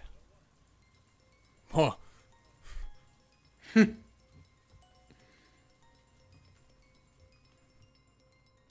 What, do you want me to read that or something? Yes. Oh, okay, sorry. I was too taken in by the Michael Myers music, which we've definitely heard before, but I heard it and I was just like, man, this makes me think of Michael Myers, and I was just stuck in my head for a minute. I happened to hear Kraus-sama say something once. Yes, I just happened to hear it, you see? It's not like I was trying to listen on secret discussions. No, indeed. Don't worry about that now. So then what? Is there something wrong with there being 3 of those gold bars? Yes. According to Kraus-sama, there was only 1 bar ever found to support the legend of the gold. That is correct. I believe Kinzo-san showed the president of Marusu a mountain of gold, and then let him take 1 bar back with him. Or so the story goes. That 1 bar came to be in Kraus-sama's possession. And he said that no other gold supporting the master's legend of the gold existed. You're talking about Uncle Kraus here. So what does that mean? No, wait. 3? Wait. Where did they come from? That's too many, right? Perhaps there is another explanation. Maybe the other relatives also found one each, and they each brought one of them here. Yeah, totally. No, I cannot believe that. When all of the relatives came to the mansion, I was entrusted with their luggage. I did not feel a suspicious weight back then. I think those would weigh about 10 kilograms. If that much weight was in their bags, even I would notice. What does that mean?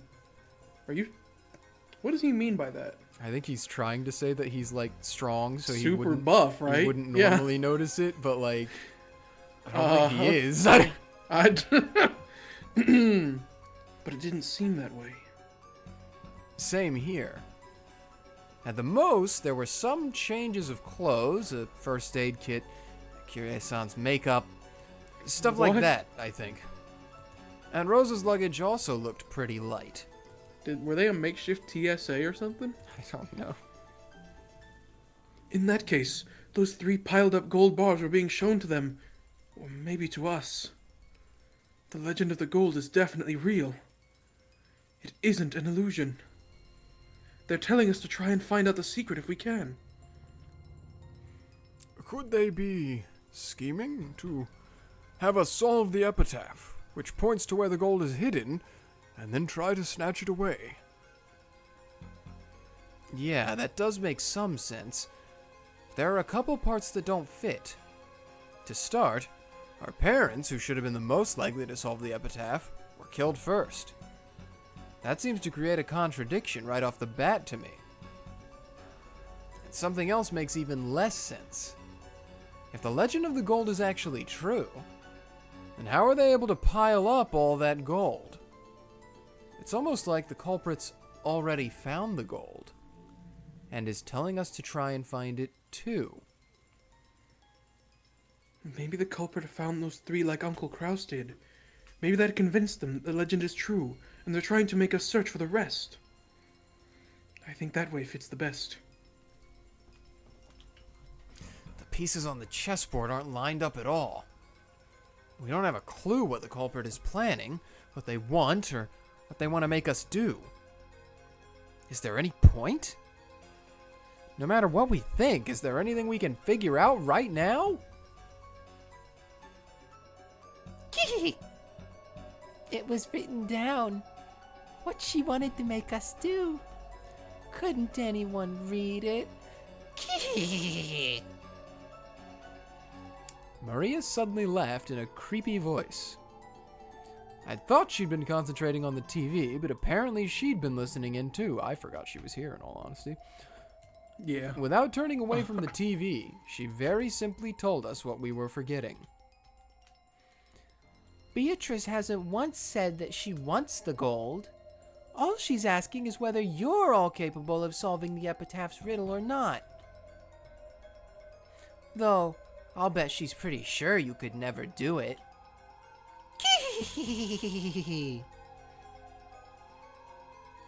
So, are you saying you can solve it, Maria? I don't care. After all, she'll take me to the Golden Land, so I won't get in Beatrice's way. Ouch! Boink. In any case, it looks like we'll have to ask Maria if we want to learn anything more. Maria, tell us. Who is this Beatrice? What is she planning? You know, Beatrice is a witch. She can do anything with her strange powers.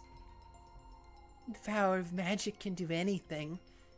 It can even create gold or bread. And of course, it can create sweets too, right? You saw, didn't you?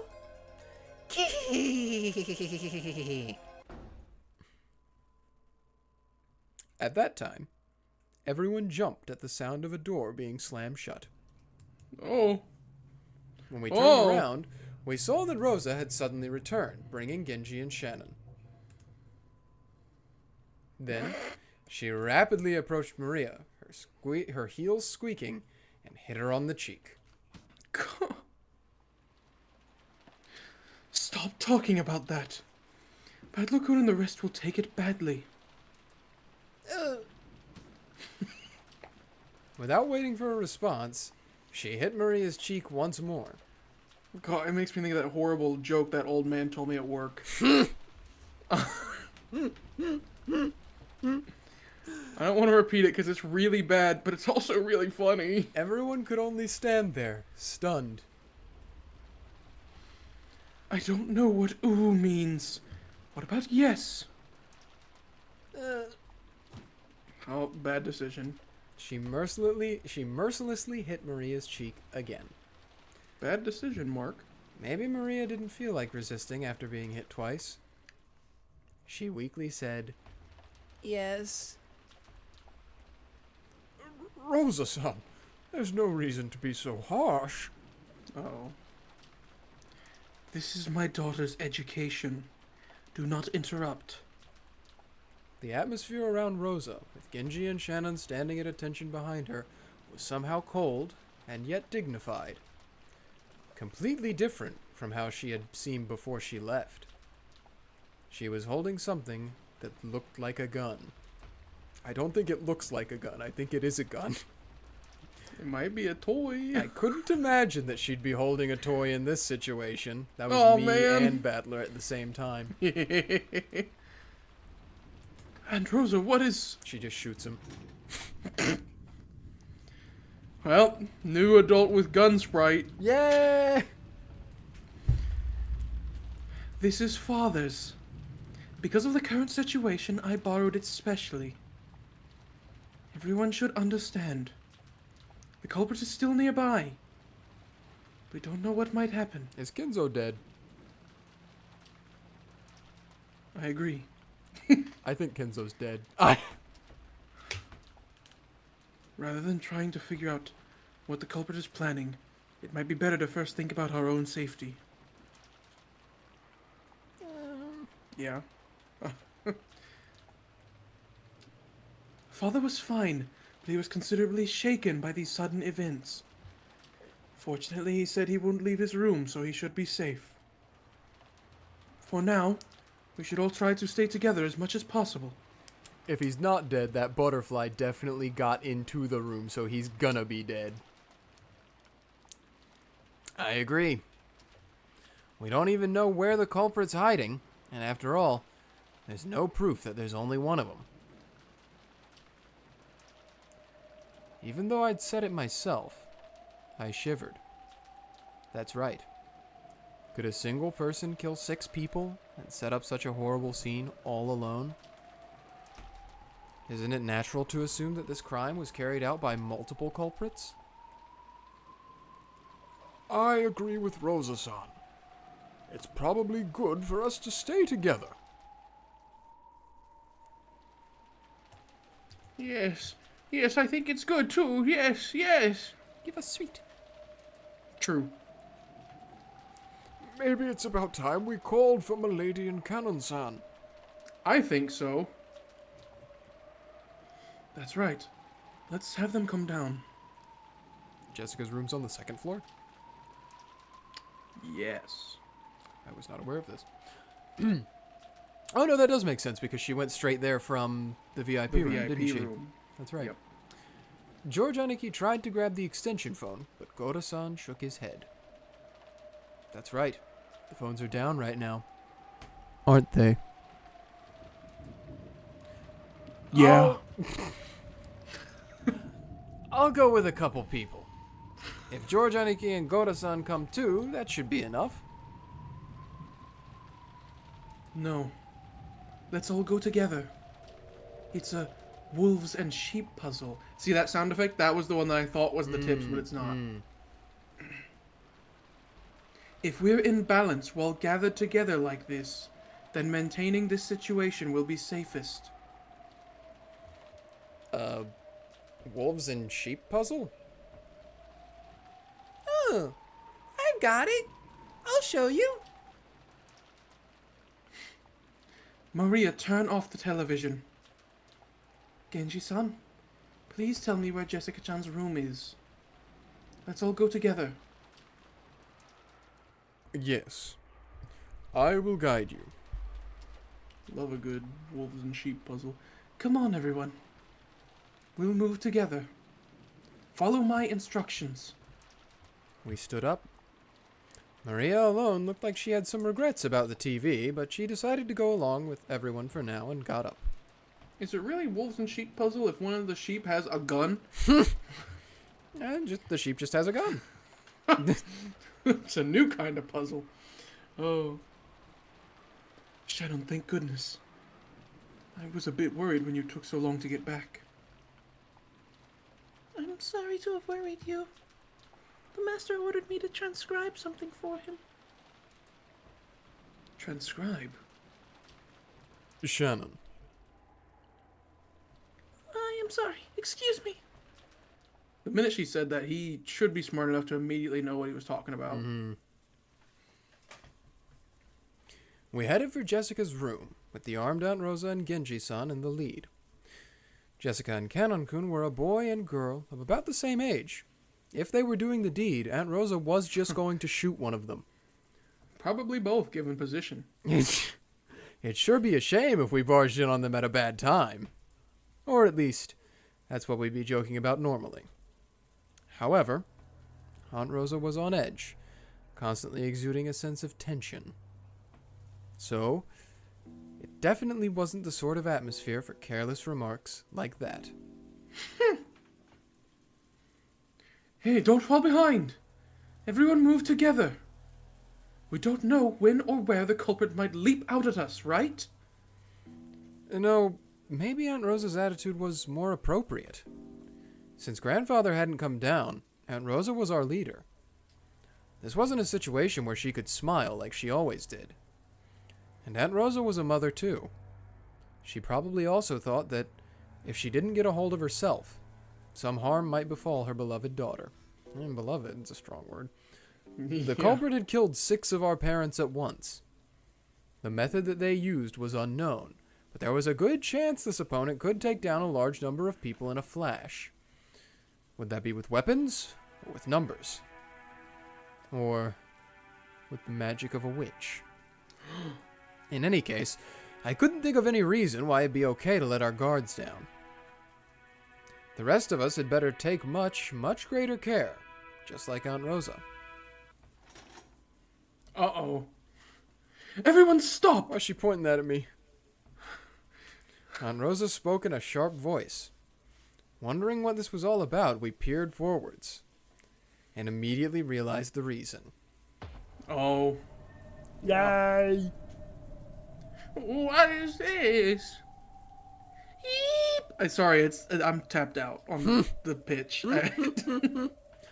Everyone, get back! GOHDA-san and Genji-san approached the door. Beyond this door was probably Jessica's room. I don't think there's a probably about it. It could be a portal to another Dang. dimension. Tiny bombs. This Yeah. Seems to be the same paint that was scribbled on the door to the chapel. It appears so. It seems not much time has passed since it was drawn. What the heck? Is that another magic circle? Don't. Uh-oh. Here she goes. It's the first magic circle of the moon. It has the power to open unopening doors. Drawn on the door to Jessica's room was the same kind of creepy scribble that had been drawn on the door to the chapel. Maria made that kind of brief. That strange pattern must have been some occult meaning, must have had some occult meaning. But it didn't matter what that meaning was. We were worried about whether those two were okay. That doesn't matter. Are Jessica-chan and Kanon-kun safe? George mad in that one. This does not bode well. We should quickly bring those two downstairs. Milady! Milady! Are you there? Please answer! GOHDA-san knocked violently and yelled, but there was no answer. He gripped the doorknob with a clatter, but the lock just resisted him. Rosa-sama, it seems to be locked. There's no helping it. Please, open it up. Genji nodded, and GOHDA quickly unlocked the door with the master key. Yeah, that was fast. In the back of my mind, horrible images floated up and disappeared one after the other. A magic circle had been drawn on the door to the chapel. Behind that lay 6 corpses. So if there's a magic circle drawn on the door to Jessica's room, then beyond it must be... Jessica-sama! What happened? Is she there? Jessica! What happened? It was truly heartless. God, no, not Jessica, man. The expression on GOHDA-san's face and his cry as he opened the door prepared us for the brutal fate that Jessica had met even before we saw her. Everyone rushed into Jessica's room at once. That scene told everyone their worst fears were spot on. Dang, just straight up showing it to us. Mm-hmm. Jessica! How horrible. Dr. Nancho! Oh, That there's was the tips. It's probably Jessica being dead. Yeah. Which they didn't show us until now, when other people had seen her. True. Found in her own room in the mansion with a weapon shaped like a stake rammed into her back. Finally, at the very end, she got to be with the person she loved. She must have been happy. Oh, No dead Kanon yet. no. Of course, last we saw him, he didn't... Like, what even happened to him again? He got, like, Zahandoed Evaporated, by Beatrice. yeah. Which either means he got teleported or he's just poof gone. Like... Yeah, okay. Which I'm assuming is to imply that Kanon killed her here. Because obviously he's nowhere to be seen. So, True. but we know what really happened. Mm-hmm. Inside the room, which seemed elegant for the bedroom of one so young, Jessica lay crumpled on the ground. There was a large pool of blood on the floor. And there was a knife, or something, sticking deep into her back. Was it a knife? Or a cute girl? It was, in fact, lust, if I recall correctly. There was a design on the handle that just had to symbolize something demonic. It had to be a weapon. With some kind of occult meaning. True. This is horrible. She has passed away.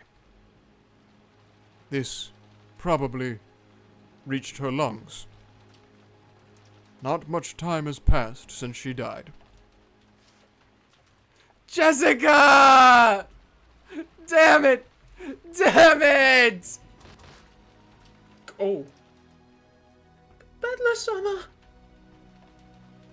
I was naive! I knew it! Since the culprit couldn't escape the island, they were definitely close by. So why didn't I get cautious sooner? Oh. I was naive. I just assumed that a culprit would commit their crime and then just sneak away and hide. We were stunned then. We thought Jessica-chan giving in to rage and running off was just something that couldn't be helped. But we were naive. We should have stopped her. Makoto-san, why did you leave those two alone? If only you had been with them, something like this. No, that is... I said it was dangerous, so we should return. It's just that my lady said that she wanted to be alone. Kanon-san told me to leave it to him, and... Speaking of which, where is Kanon-san? Oh, hey. Dead? Dead? No, disappeared. Missing. What does it say? The witch erased his corpse for fun. That alone caused an incredible uneasiness among the survivors. If that which exists resides in the human world, that which does not exist is truly fantasy. Fantasy takes the form of what they fear. Wait, I gotta wrap my head around that. What? Hold on. That which exists resides in the human world. Okay. No, I'm with it. I'm with it now. Okay. Took me a second. That's right. What in the world happened to Kanon-kun? Kanon-kun? Where? Kanon-san should have been with Milady. Where in the world did he go? You don't think they got him?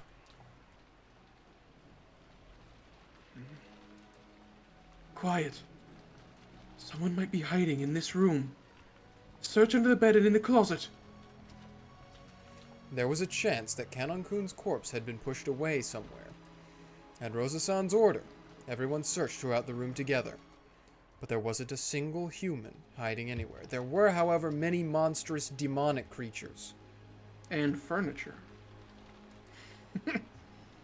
He's nowhere! Could the culprit have taken him out of the room? Then we'll have to search for him quickly and save him! If we're slow, something awful might happen. Aunt Rosa, let's search all over the mansion. Let's search for the culprit. Let's all split up. Mm-hmm. Let's save Kanon-kun. Mm-hmm. Quiet! When Aunt Rosa yelled at us, we fell instantly silent. Even the music did. She was probably contemplating something. However, what in the world could that be? Aunt Rosa walked around the room as though looking for something, or as though she was collecting her thoughts.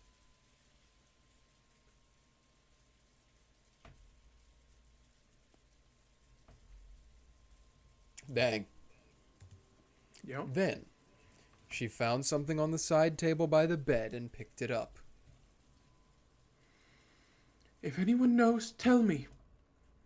Which key is this?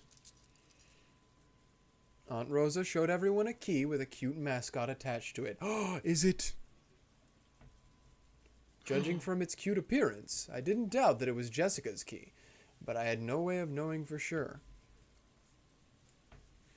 It is probably the key to this room. To Milady's room. After hearing that, Aunt Rosa made a point of going outside the door and checking. Without a doubt, it was the key to this room. I wonder why it was set in a place like this. Wouldn't you normally keep such an important key in your pocket? Milady wasn't in the habit of locking her room. It seems she would only do it when she went to school. Because she didn't want someone like Cross-sama to look inside her room. No peeking, Dad. Mm-mm. I see. She wasn't at school, so it's natural that Jessica-chan would set the key down here.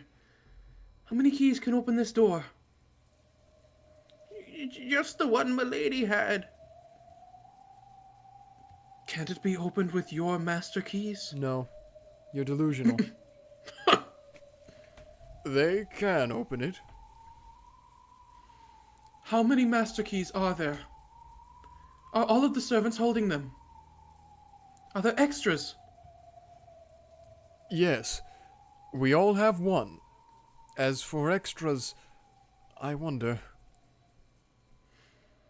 There used to be several, but Madam scolded us harshly, saying that was careless, so they should have been dealt with. That is correct. There is only one held by each servant. There are no more. Oh, here we go. Uh-huh. Number 2. Wait a sec. I think we talked about extra master keys in the last game, right? Indeed. Well, regarding that, I have noticed that having several master keys whose locations are unknown is quite disadvantageous for me. That's probably right. Since you want to make me believe in magic using closed rooms, it'd really hurt you if there were more master keys than we thought. After all, every time a trick involving locks shows up, I plan to resist by arguing that the culprit had a master key that someone lost in the past, or a duplicate. Yes, that's correct. So I've decided to make a move to defeat that. I'll update our setting. The only master keys are the ones held by the servants. 1 key each. Messing with me. More importantly, what kind of move is this? What's Aunt Rosa talking about?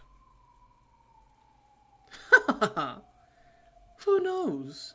You should try listening in. Battler needs to pull a classic player to DM. You knows. Tell me.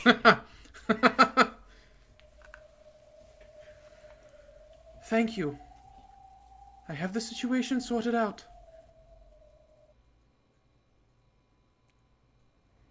The smile?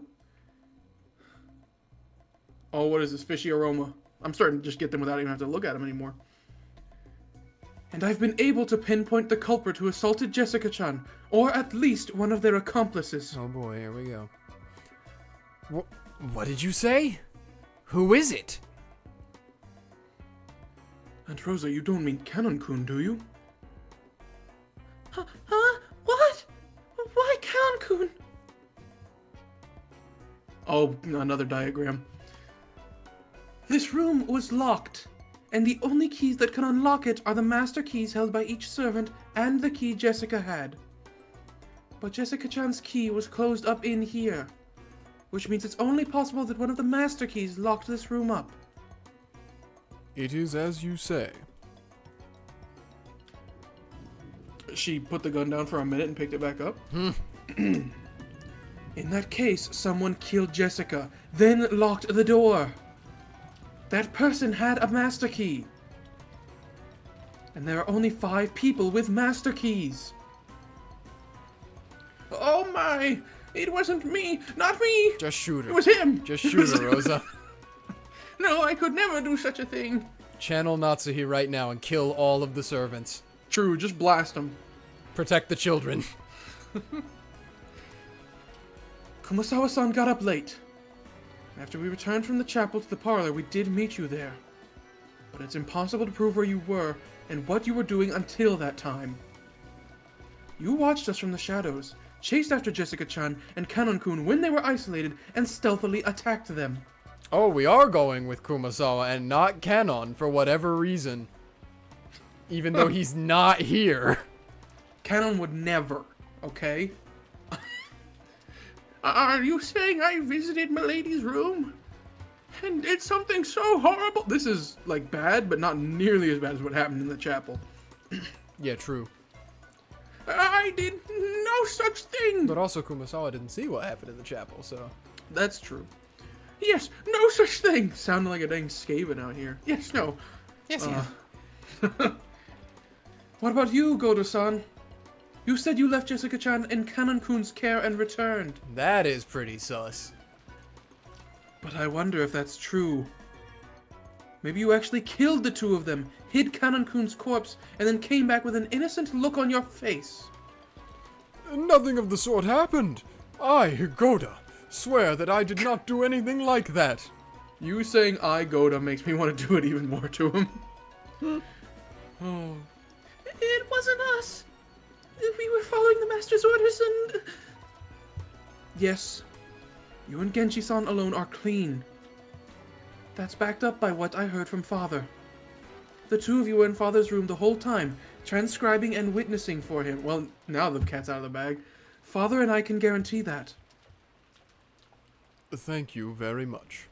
Does it will need a witness? I don't know. In that case, the argument becomes who is more suspicious, GOHDA-san or Kumasawa-san? Just kill Or both who of do we them. just like the least? Yeah. I thought that myself right after entering this room. But still, I found it strange. Look at the state of Jessica-chan's body.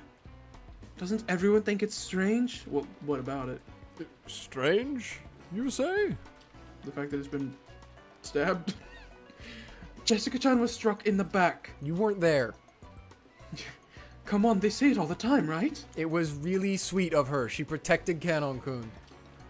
That in crimes where the victim is struck in the back, there's a high likelihood that the culprit was someone whose face was known to the victim. She Well, loved him. Lady... It also, that's everyone here on the island. Yeah, true.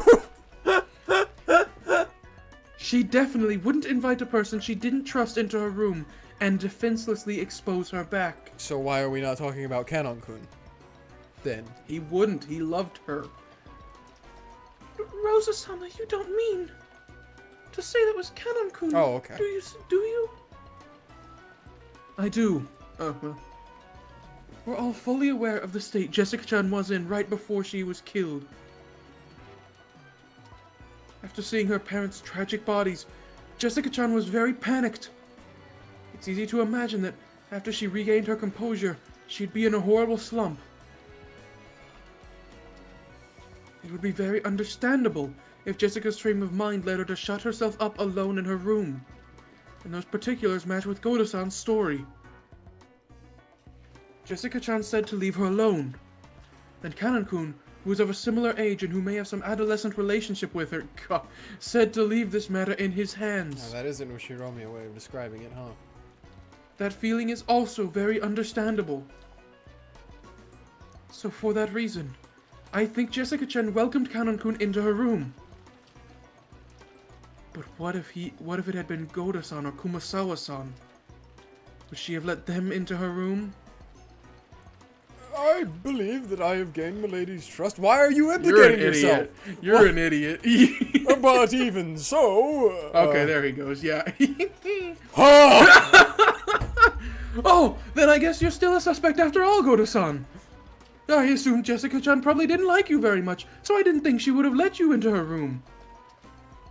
I was convinced that you couldn't possibly be the culprit, but maybe I was mistaken. Rosa seems very happy to get to shoot GOHDA-san. Yeah, I would be too. No, I am sad to say that I may not have been accepted by Milady. What about you, Kumazawa-san?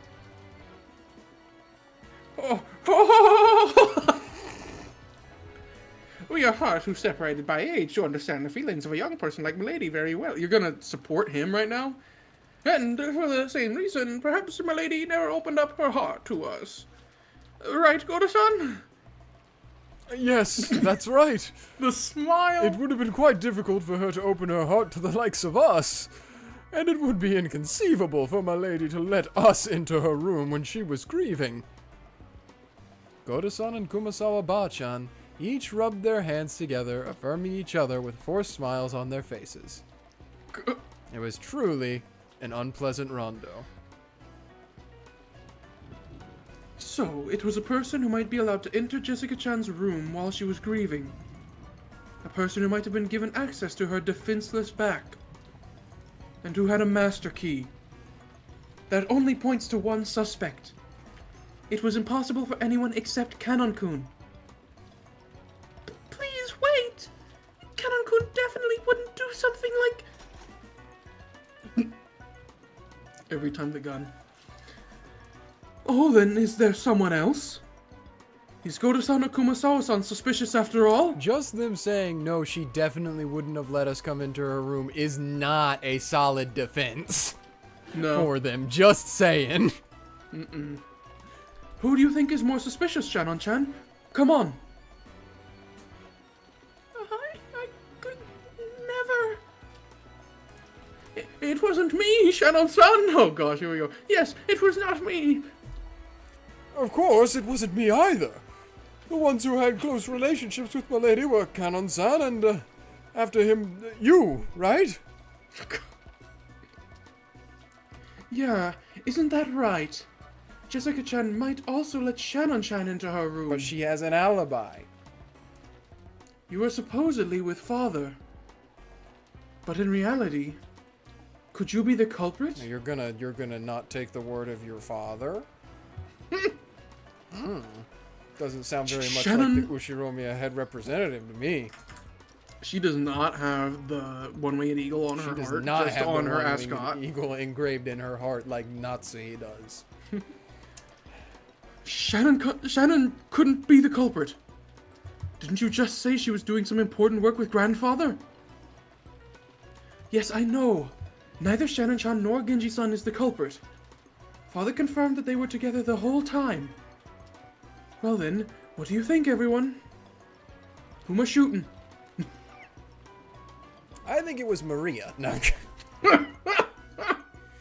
After being told that, no one could respond.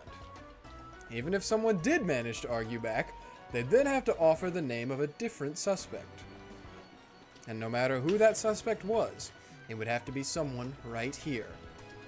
Or Beatrice. She doesn't have a master key. Yeah. Maybe she had one from long before time had a name. True. Back when, if she was the mistress, or if there was a mistress, maybe that mistress got one of the several master keys before they were reduced down to the number they are now, left, and then now this Beatrice has that master key still and came back with it. Tiny bombs. Red truth. There are only 5 master keys, 1 per servant. Okay. Alternatively, though, I do like the idea, you know, all the spinning of the roulette, spinning the chessboard around. Maybe Spinjitzu isn't so far off when it comes to Umineko, you know? I don't think it's far off at all. I've been using it this entire time. You haven't? I am in a desk chair that spins. No one could do something like that. And Rosa glanced at everyone in turn, fingering the gun like it was a toy. She seemed so different from the kind Aunt Rosa I knew. No. It's probably because I'm not fully aware of the danger we're in. Maybe Aunt Rosa's attitude would seem natural if I could truly sense the peril surrounding us. What if she got Kanon to open the door and then killed him and then took the key from him? Maybe.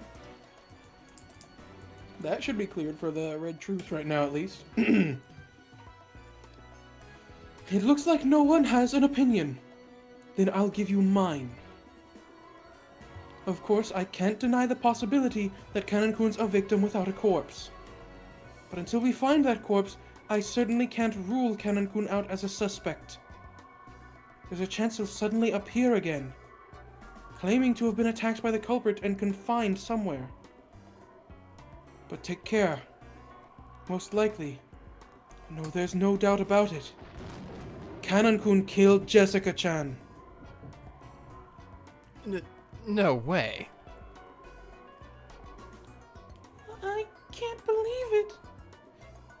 Kanon did that to Milady. That's too much. I feel the same as Shannon. I'm opposed to labeling Kanon-kun as the culprit. Then is the culprit GOHDA-san or Kumasawa-san? Tell me who's more suspicious. It wasn't us! It wasn't us! If it wasn't Kanon-kun, then who could have locked this door? Battler, you need to speak up, bub. I know you're in your mind palace right now, It's thinking. not his turn. How about it? Shannon-chan, George-kun. Huh? Huh? And Rosa closed in on Shannon-chan and George Aniki, laughing unpleasantly. Dang. Of course, they couldn't say anything back. Yeah, you could, yeah. They wanted to believe in Kanon-kun. But if they did, they'd have to suspect the other servants. And what's wrong with that?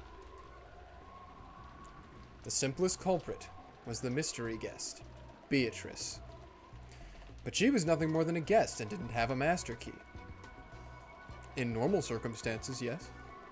So if Beatrice is the culprit despite lacking a master key, then do we have to accept the argument that she really is a witch who locked the door with the power of magic? No. Not at all. Yeah, here we go. In fact, the fact that Kanon-kun is missing makes it possible for you to not have that argument. If he was still around, that argument would not be capable. That's a dirty argument. Dirty. So dirty. Stop saying it like that. What are you worried about? Make it my fault. You can just make it the fault of the 19th person, the mystery guest, right? If you do, you won't have to watch this ugly battle of humans blaming each other, right?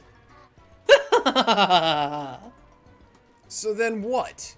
The culprit is the 19th person, the guest Beatrice. She's a witch, so she could lock the door without a key using magic. Are you telling me to accept that? Damn it. Damn it, damn it! In the last game, I learned all your weak points. So what will you do? What will you do? You said you definitely wouldn't accept me, right? Then, you can use Kanon as the perfect sacrifice he is. Kanon killed Jessica. If you support Rosa's theory, everything is settled here, right? Kanon is already dead. There should be no need to show concern for the dead. And you won't have to suspect anyone in this room. Damn it! I won't accept you. But Kanon-kun being the culprit is impossible. Back in. I don't want to suspect anyone. However, at times, there's no smoke without fire turns out to be true. Anyway, you can never be too cautious. Dr. Nanjo, what do you mean by that? Kill both of them. Oh, I'm with it. Please do not misunderstand. I do not wish to label Kanon-san as the culprit. However, until we understand the situation, there is a possibility that he's the culprit. And I believe thinking that way is safer. Oh, yes, that's right. You cannot be too cautious. The general consensus certainly didn't seem to find fault with Nanjo for what he said. True, no one actually thought Kanon was the culprit. But unless they suspected him, they'd have to suspect one of the servants here.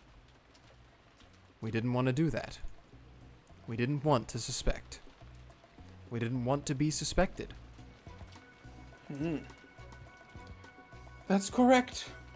We cannot be too vigilant. I take it no one objects to that, right? Understand? There's a very high likelihood that these murders are connected to Father's Legend of the Gold.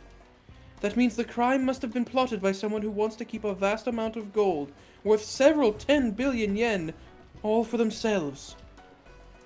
With that kind of money, you could play around for the rest of your life in any country. And with a motivation like that, they might even intend to kill all of us. Got something to say? I'll shoot you too. Because she didn't have a master key, the 19th person, the guest Beatrice is removed from suspicion for the murder of Jessica-chan alone. But we cannot conclude that she's unrelated to the crime. After all, it's a vast amount of gold we're talking about. We can't deny the possibility that there are multiple culprits. Right now, one of the people here among us might have been bought by the culprit. Among us. What? As Aunt Rosa yelled, she looked all around, her gun still raised.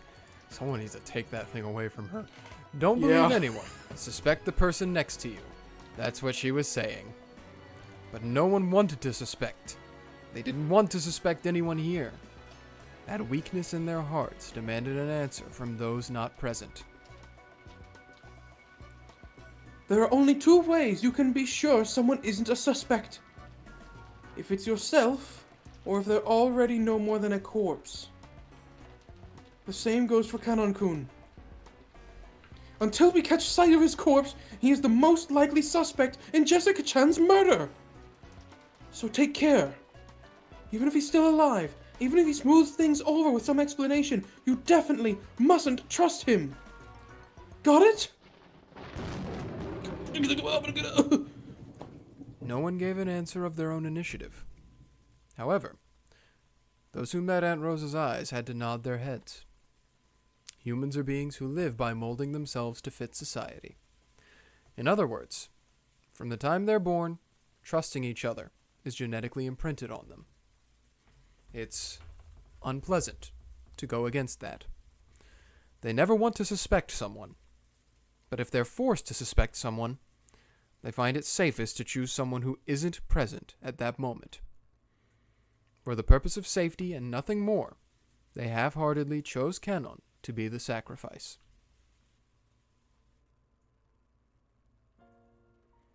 That's ridiculous. I definitely don't want to believe that Kanon-kun is the culprit. I'd heard it from George Aniki just now, but not only were those two close in age, but they also had that kind of adolescent relationship Aunt Rosa had mentioned. It may be a little late now, but yes, they really did have that kind of air about them. After seeing her parents' tragic corpses, Jessica, bearing deep wounds in her heart, would only have trusted Kanon-kun. It was very easy to imagine, and that's why I don't like it. Kanon-kun was the only one she trusted, so she wouldn't have let anyone but Kanon-kun in. So Kanon-kun was the only one who could have killed Jessica? I just can't accept that kind of argument. Understand? Even if Kanon-kun appears, don't let your guards down. As long as we cannot prove Kanon-kun's innocence, we will assume that Kanon-kun is the culprit who killed Jessica-chan. That was Aunt Rosa's claim. By using the vague word assume, she managed to convince everyone in the end. Everyone nodded weakly, and, with the excuse that they were just assuming it for the time being, they'd concluded that Kanon was the culprit who had killed Jessica.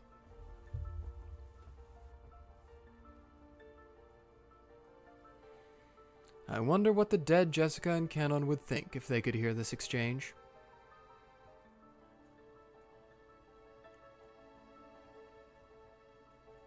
Jessica was crying.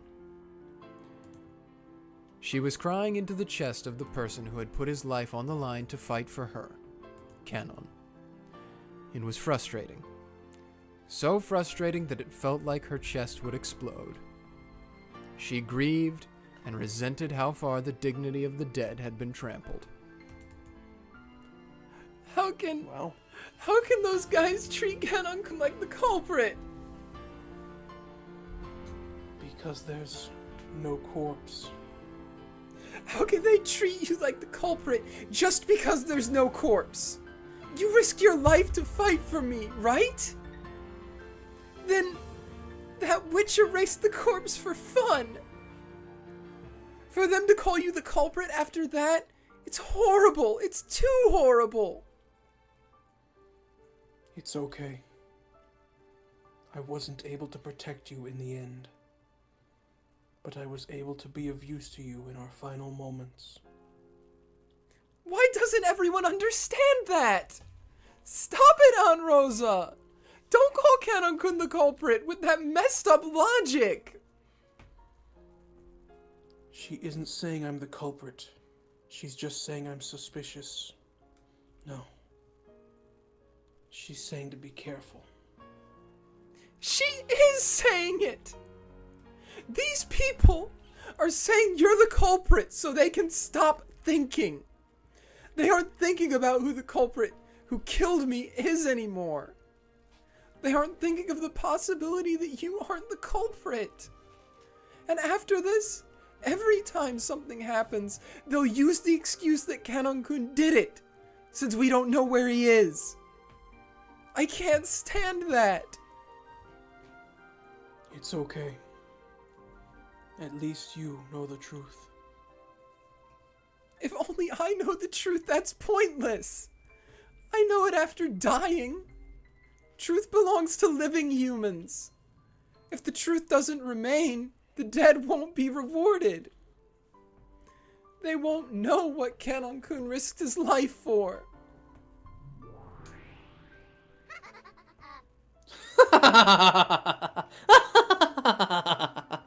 Truly a splendid sight. You hardly ever find a sweeter honey than the laments of the dead. Lament, lament. No matter how much you lament, the voices of the dead never reach the living. Damn it! Damn it! It doesn't matter who! Hear my voice! Kanon-kun isn't the culprit! Kanon-kun's corpse was just erased! Why? Why won't you understand that? Milady. I can't stand this. It's too sad. I hate it. This way, it's like Kanon-kun died for nothing, right? The honor of the dead means nothing unless it's acknowledged by the living. It doesn't matter who. Notice it. Notice it, please. Kanon-kun isn't the culprit. Don't go. Don't go, everyone. Please don't let it end like this. Don't go. Don't go. Rosa announced that this room would be sealed until the police came. The rest didn't want to suspect each other, so they happily accepted that. For now, they accepted that Kanon was the culprit. Without even imagining how much disgrace that gave to the dead, they accepted it. Milady, you've done enough. Thank you. Don't go! Don't go, everyone! I'm begging you! Come back! Don't leave us behind like this! Don't keep treating Kanon-kun as the culprit!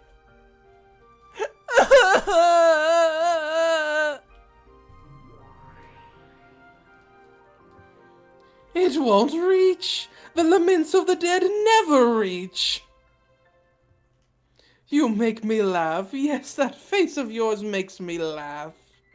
Did you think your voice would reach them? It won't reach, will it, Jessica?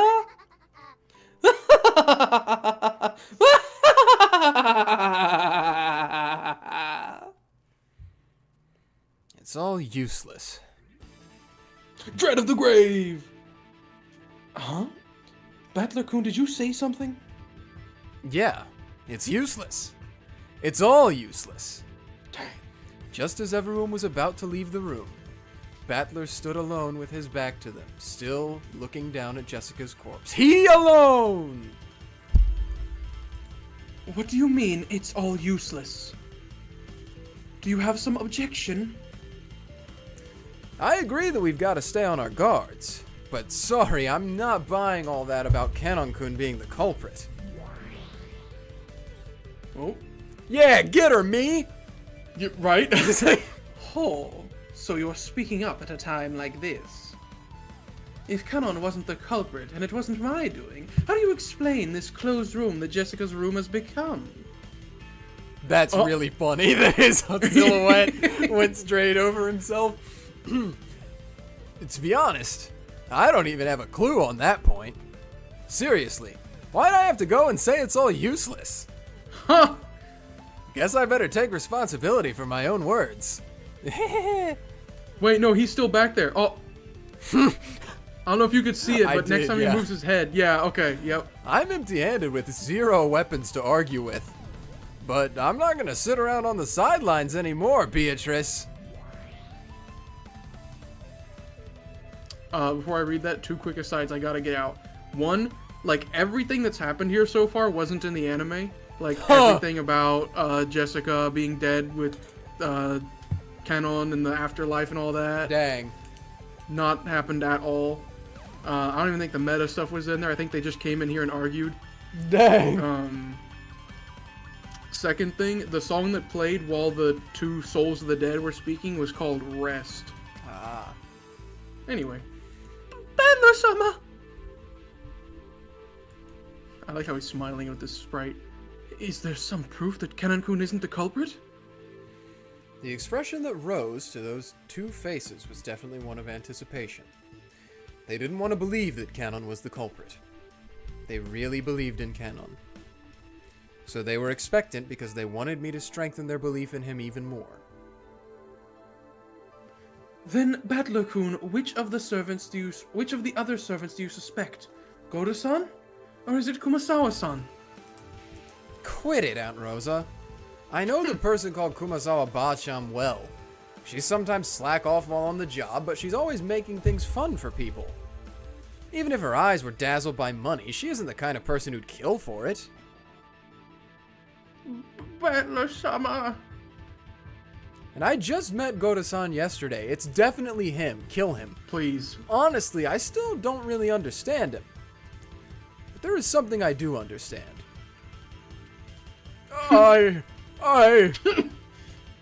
I've never seen anyone who cooks as happily as he does. He's the same. The same as Kumasawa Bachan. GOHDA-san likes to make people happy. And if a person like that could kill those who praised his own food as delicious, even if money... As if a person like that could kill someone who praised his own food as delicious, even if money was piled up in front of him. I'd like to see that hold up in court. No. Then who do you think killed Jessica-chan, Battler-kun? Can you say it in red? Can you say Kanon did it in red, Rosa? Can you? Yeah. Who do you think shut Jessica up in a room that could only be locked by a master key? Wait. Before I argue about that, there's something I want to make clear. I don't want to talk about if so-and-so is not the culprit, then so-and-so must be the culprit. I just want to talk about how it's completely impossible for Kanon-kun to be guilty. You say you can prove that Kanon isn't the culprit? How? It's actually simple. And it's something I almost overlooked. Beato. Repeat it! Oh. If you can say it, try saying it. Kanon-kun had a master key on him. Oh. Someone got his master key. That's the right line of thinking. Kanon-kun doesn't have a master key on him? How could you possibly know that? A short while ago, I heard from GOHDA-san about what happened. About how Jessica went to raid the VIP room, right before she and Kanon-kun went off on their own. GOHDA-san, you did a good job remembering it. You protected Kanon's honor. I did? I heard him say the same thing. But I don't really understand. Could you explain it, Battler-kun? That's right. When Jessica unlocked the VIP room, she borrowed the key from Kanon-kun, but didn't give it back. So Kanon-kun doesn't have a master key on him.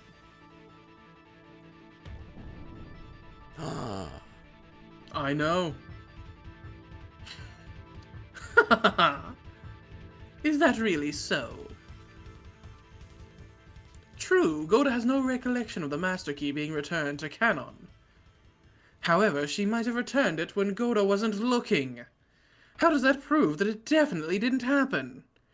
If you could just search the pocket of Kanon's corpse, you'd be able to say for sure, but you can't. It's impossible to prove. It's all useless. It's actually pretty simple, isn't it? Every time he says it, man. It's so over.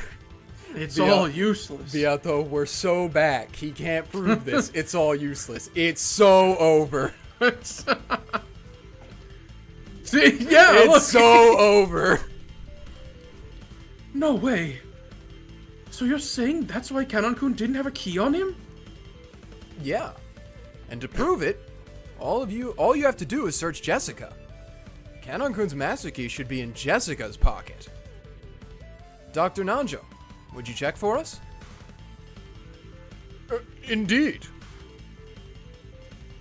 Nanjo dashed up to Jessica and searched in her jacket pocket. Dang. Man's on a mission. Everyone was expectant. Oh, I'm sorry. Please, be there. Not the more. Here it is. Is this it? Yes. That is a master key, without a doubt. At Genji's statement, there was a small ooh of joyful voices. It's like a show for them. Yeah. That's Kanon-kun's master key. I'll say it again. Kanon-kun doesn't have a master key on him. So there's no way he could have locked the door. It certainly does appear that way. But Kanon-kun was the last person to meet Jessica-chan. The fact that he's suspicious hasn't changed. Let's give that stuff a rest. Huh? Fundamentally, humans are supposed to be creatures that trust each other. But because we live in a tough world, we learn how to be deeply suspicious. So we suspect everything. We're sad creatures. I won't deny that's our nature. But the one thing I won't let you do is reach conclusions without proof. If someone looks suspicious, that doesn't make them guilty. It makes them innocent. Of course, the world is filled with wolves. I'm not saying you should carelessly believe everyone. But if you're gonna conclude that someone's guilty, you better have some perfect evidence. Unless you do, don't go around accusing them based on speculation. Yeah, Twitter. Sorry. X. That's... I was the one who brought up there's no smoke without fire. That was careless of me. I apologize. Adler-sama. Wonderful reasoning, Battler-kun. Thank you too, GOHDA-san. Because of what you remembered, Kanon-kun's been cleared from suspicion. No, Yeah. Oh. Should I... I... Do I say that? Can your mic pick it up if you clap? I'll try it. I got Did it you on get my end. Okay. It was the crisp sound of the witch applauding. Well done. Well done. Not a bad job. Crap. Did I fall for that bait piece just like you wanted? You magnificently proved that Kanon at least couldn't lock the door to this room. The servants should all have had master keys. With that as proof, Kanon was treated as the culprit, but you've at least managed to clear away that suspicion. In that case, how did the culprit who killed Jessica lock the door? So that's the problem we have now. True, because the key was on Jessica. Mm-hmm. I got drawn into exactly the flow you wanted. Now I'm even stumped, kind of. I got you, didn't I? Furthermore, you said something outrageous about not doubting any of the other servants. Well then, I can't wait to see how you try to smooth that over. I mean, I am very open to just suspecting GOHDA. Even though we know I he didn't am do too. it. Like, I just hate him. it could have been done by a human and his name is GOHDA. Even though we know that's not how it happened. Everything could have been done by GOHDA, honestly. Magical GOHDA chef. Shut up. Sorry. Let's start right away. You'll probably just deny it anyway, but first let's check the definition of this room as a closed room. Very well. First, there are absolutely no types of hidden doors. This door is the only way in or out. The only way to lock this door is with Jessica's single key or the master keys, only one of which is held by each servant. It is on this. Oh, it's you. Sorry. Hey! It is on the second floor, but it is probably possible to enter or leave through the windows. Or through the window. However, the window is locked from the inside. There's two windows. You only said one window. No, I'm not doing. I can spin the chessboard around already. If I start by arguing about the door and the lock, it'll probably be stuck dancing. I'll probably be stuck dancing on the palm of your hand. Do as you like. Well then, what should I repeat? Repeat it. Kanon-kun was killed in this room. Very well. Kanon was killed in this room. Oh, we got a drippy. We got a drippy drip. Tips. Yeah, we're Now he's dead. all dripped up. Dang. Whoa. He's just gone. There's no corpse, and yet he's dead. The witch said so in red. So Bars. he's definitely dead, even though there's no corpse.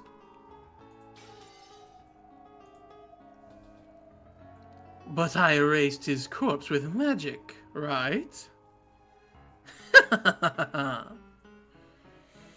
Again, repeat it. Kanon-kun's corpse is in this room. I refuse. I can't repeat it. Because I erased the corpse with magic. Yeah, figures you wouldn't say that. There's gotta be a secret hidden in there somewhere. Damn. Where's the mysterious point I've gotta find? Did they lock it without the master key? Or did they somehow kill those two while they were inside of the room and it was locked? Or did they kill those two and then somehow escape? I hate to say it, but I'll have to cover up the moat first. Repeat it. The last time it was locked was due to a master key. I also refuse that. Okay. This refusing thing is really vague. I don't know if you refuse because it's impossible to repeat, or whether you can repeat it and you're refusing on purpose. Back when discussing the lock to the chapel, you completely turned the tables on me. When I have an advantage, there's no need to go out of my way to use red when it might be risky. That's all it is. I guess that makes sense. Originally, the point of the red was to counter my strange theories. Naturally, I'll use it in a way that works to my advantage. I really like that, it's actually like a dang game now, that they're just straight up going back and forth, and it's not... Mm-hmm.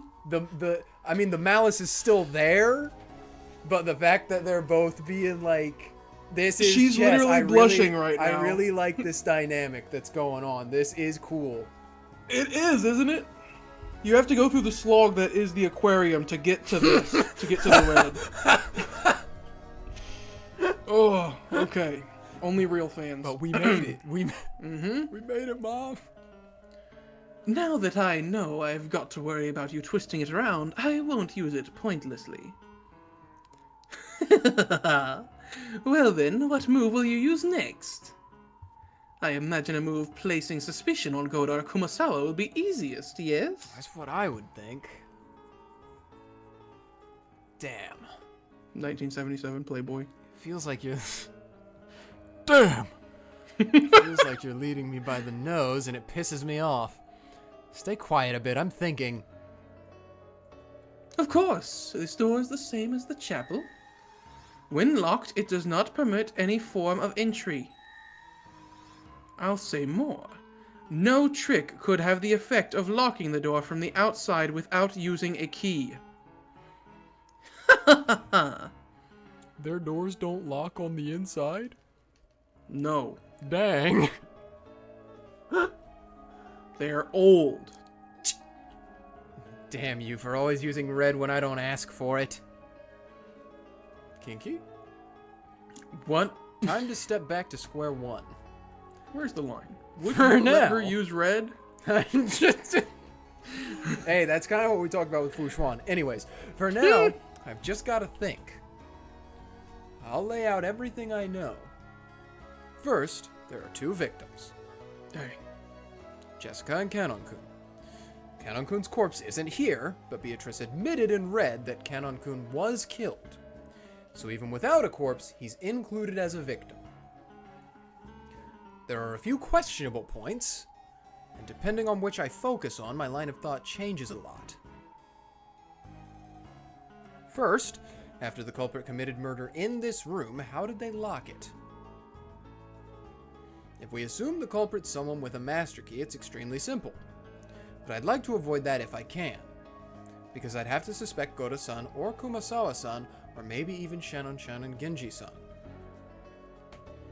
Here, I noticed something. I was contradicting myself. I was strangling my own neck.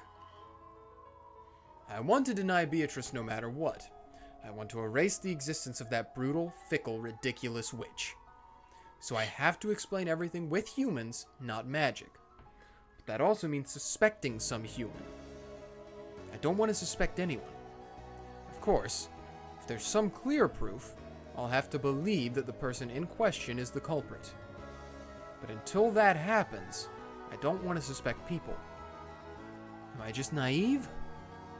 Am I just a kid who doesn't want to have my feelings betrayed when those feelings tell me that this person at least could never commit murder? I want to deny that a witch did it, but I also want to deny that a human did it. I don't even know what I'm doing right now. In the first place, the only victory condition in our game was whether or not you could deny my existence. Even though that alone put you at a disadvantage, you've increased the number of victory conditions all by yourself, making your own victory harder. It's just as she says. If I just argue that someone with a master key did it, this closed room can be broken easily. However, the number of keys that can open this door is limited. And since it's clearly known who has them, using that argument means it'd be suspecting someone I know well. In fact, have I just been averting my eyes from the truth? Even while attacking that closed room trick in the chapel, which was exhilarating to destroy, I proposed that someone stole the key from Maria's handbag and returned it. If that theory's right, then the question becomes who could have stolen the key from her handbag. Maria's handbag was probably most unguarded while she slept. In that case, in addition to me, Georgianiki and Jessica are also suspects. So Georgianiki or Jessica is the culprit? Or maybe an accomplice? All of our parents have been killed, right? And yet, one of us consented to that and assisted with the crime? We all lamented, mourned, shed tears together in the chapel. And yet, one among us was lying? That theory of yours about taking the key out of the handbag and putting it back cast a pronounced suspicion on the cousins, did it not? And despite that, you acted like you didn't even notice, announcing a theory like that so happily. A game theory. Can't say that anymore, he's dead. No, he's in heaven with Scott Coffin. True. Damn it. That doesn't guarantee that one of the family or the servants is the culprit. If you snuck up on us while hiding in a cardboard box, for example, Snake, What? Yeah. there's a good chance you could have slunk into our room when we were fast asleep and stolen the key, right? I would pay to see Beatrice in a cardboard box sneaking into their room and stealing the key. Full dress and everything. Perhaps that will do for that situation. By suspecting the guest, the 19th person, you won't have to suspect the others. In that case, how was Jessica's room locked? It's no trouble at all for me to open the lock with magic, but of course, I don't have a master key. If you deny my magic, you also have to deny that I'm a suspect, correct? So, in other words, that means suspecting one of the 18. I mean, I don't think it's impossible for her to have taken one of the master keys. It's just improbable. Oh, yeah. Thanks for the help. I've managed to sort things out a bit. My goal is to figure out how the 19th person, the human guest Beatrice, committed the crimes. If I do that, I won't have to suspect anyone. If you can do that, foolish man.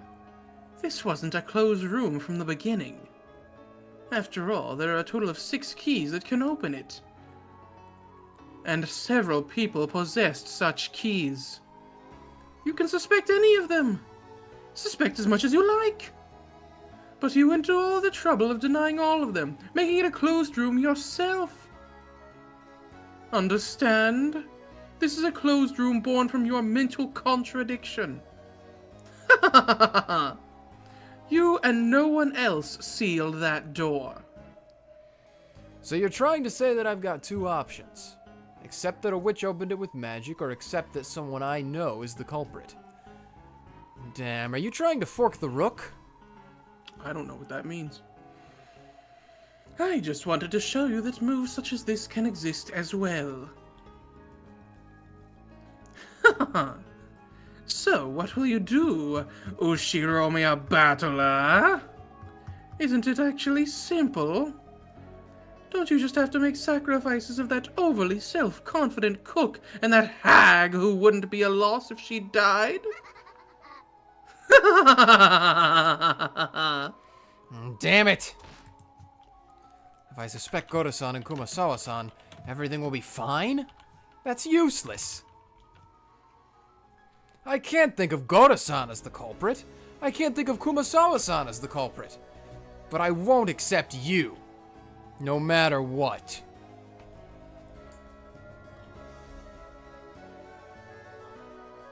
I still don't understand what fork the rook means. I'm trying. But I think I'm getting it. I think it just means to attack several pieces at once with one piece. One piece? In that case, they'd have to enter the room without using magic or a master key. Kill Jessica and Kanon, and even erase Kanon's corpse without using magic. How could it be done? Could have just hit it. They don't really have to erase it. How could it be done so that you can deny me while still not suspecting anyone else? Think, Battler. Think. Wow.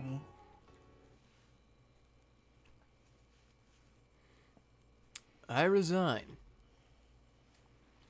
Huh? Battler-kun, what did you say? I give up. I was able to prove that Kanon-kun couldn't have locked this door, but that doesn't mean I managed to figure out who killed Jessica. No, that's more than enough. For Kanon-kun's sake. Thank you very much. No need to thank me. After all, this means you're under suspicion too, Shannon-chan.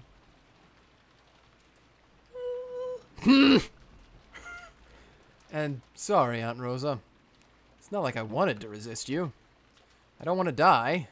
I want to find Dad and the rest's true enemy. Sorry for saying something that wasn't cooperative. No, it's okay. I was also a little rash. Let's make up. As an aunt and nephew, we have to stay on good terms. Right? Aunt Rosa shifted the gun to one hand and held out her other. I reached out, and for the time being, we shook hands. Aunt Rosa's gaze was sharp. In order to deny the witch, she would sacrifice anyone. That's what her eyes told me. And me? I denied the witch, but I wasn't prepared to lose anything. I was probably the one who seemed to be fighting the most, and yet the one who was most separated from reality. Okay. Oof. How much time's gonna pass here? Okay. Okay. Whoa! Okay. Whoa! 1 a.m. 1 a.m. Oh boy. Dang. Yeah. So hours go by with nothing going wrong, I guess. They're probably going sheep and wolf tech. We're gonna keep going, or we want to call it here? Because we did a lot. I would like to eat. Yeah, I'd like to haven't also eaten do dinner. other things. And this has been about almost 3 hours. So Yeah, little bit less but than. like with all the puzzling, it feels more to me because Yes. I'm like my brain's in overdrive. I see. Well, not really my brain, but you know. All right. Well, everyone. So, as mentioned before, it's gonna be a while before we're back with Umi. Will be a while, because I unfortunately have responsibilities to tend to. Yeah, But I will No. return. There will be a valiant return. and we Of will finish Battler. all of Umineko on the next stream. Yes. No. What? I was ready. But who knows? We might get through all of episode 2 next time. What was it that Battler said? You've let down my expectations. You betrayed my You've expectations. betrayed my expectations. Oh yeah, that's one way to do the most harm to a woman. I don't betray women's expectations. What a Nope. banger line from Battler. I still like the one of what did he say? Losers' remarks, or no, it's like Losers, the end. it's something remarks are a loser's privilege. Yeah. Parting remarks. Parting remarks are a loser's privilege. That one actually is a banger and not a That funny one goes haha so banger hard. like the I don't let down women's expectations. Yep. Oh, I love that line. But so, final thought. We're pretty wrapped on the chapel, right? Do you have any hanging chads about the chapel? Yeah, no, I think, yeah. Okay. I think Battler pretty succinctly solved that one, which I was in line with that. Yep. What are you thinking about Jessica, though? I was initially doing the blame a servant tech if we were Yep. going to go down the route of a human can do it. But then Battler is being like, well, now I'm racking my brain because I want to know if I can figure out a way that it couldn't have been one of the servants, even if it is easy, not because I want to save them like Battler does, but I'm like, could it be possible? Is there a route Battler can find that is like Yep. that? And so I'm thinking, but because this murder happened so briefly in between, there's the possibility that somehow, to methods unbeknownst to us. Actually, wait. Rosa said Kumasawa woke up late, right? Yeah. What if Kumasawa was still asleep while everything was happening? Beatrice gets her key, does the stuff in the room with Kanon and Jessica, kills them. The key for Kanon is on Jessica, locks the door with Kumasawa's key, returns it to Kumasawa before she wakes up. People come inside, Kumasawa wakes up, thus we continue. Would that work, or was there something I missed? I'm checking the red truths to make sure. That's what I'm trying. I'm trying to remember all the red truths, and I can't remember if any of them contradict that or not. See, thankfully, there's a Wikipedia article that just has all of them, which you shouldn't look at, but I Yeah, can no. 'cause I finished it.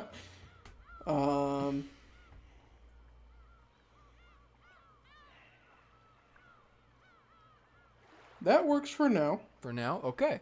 Then that is my running theory. Then until it gets contradicted in some way, in which case I will have to move out of check. Counter check. Yeah. Yeah. Okay. Okay. That's it. That'll work for now. All right. Well. Ooh, there's a GIF. Oh. There's a GIF of the red truth being used. I like Oh. it. I didn't post it. I just saw it on they the can't page. see I it. just. All right. Well, Oh. we'll go it's ahead time. and end it here, and I will see Yeah. all of you in half a month. In the Door meantime, closing. have fun with Pertusit.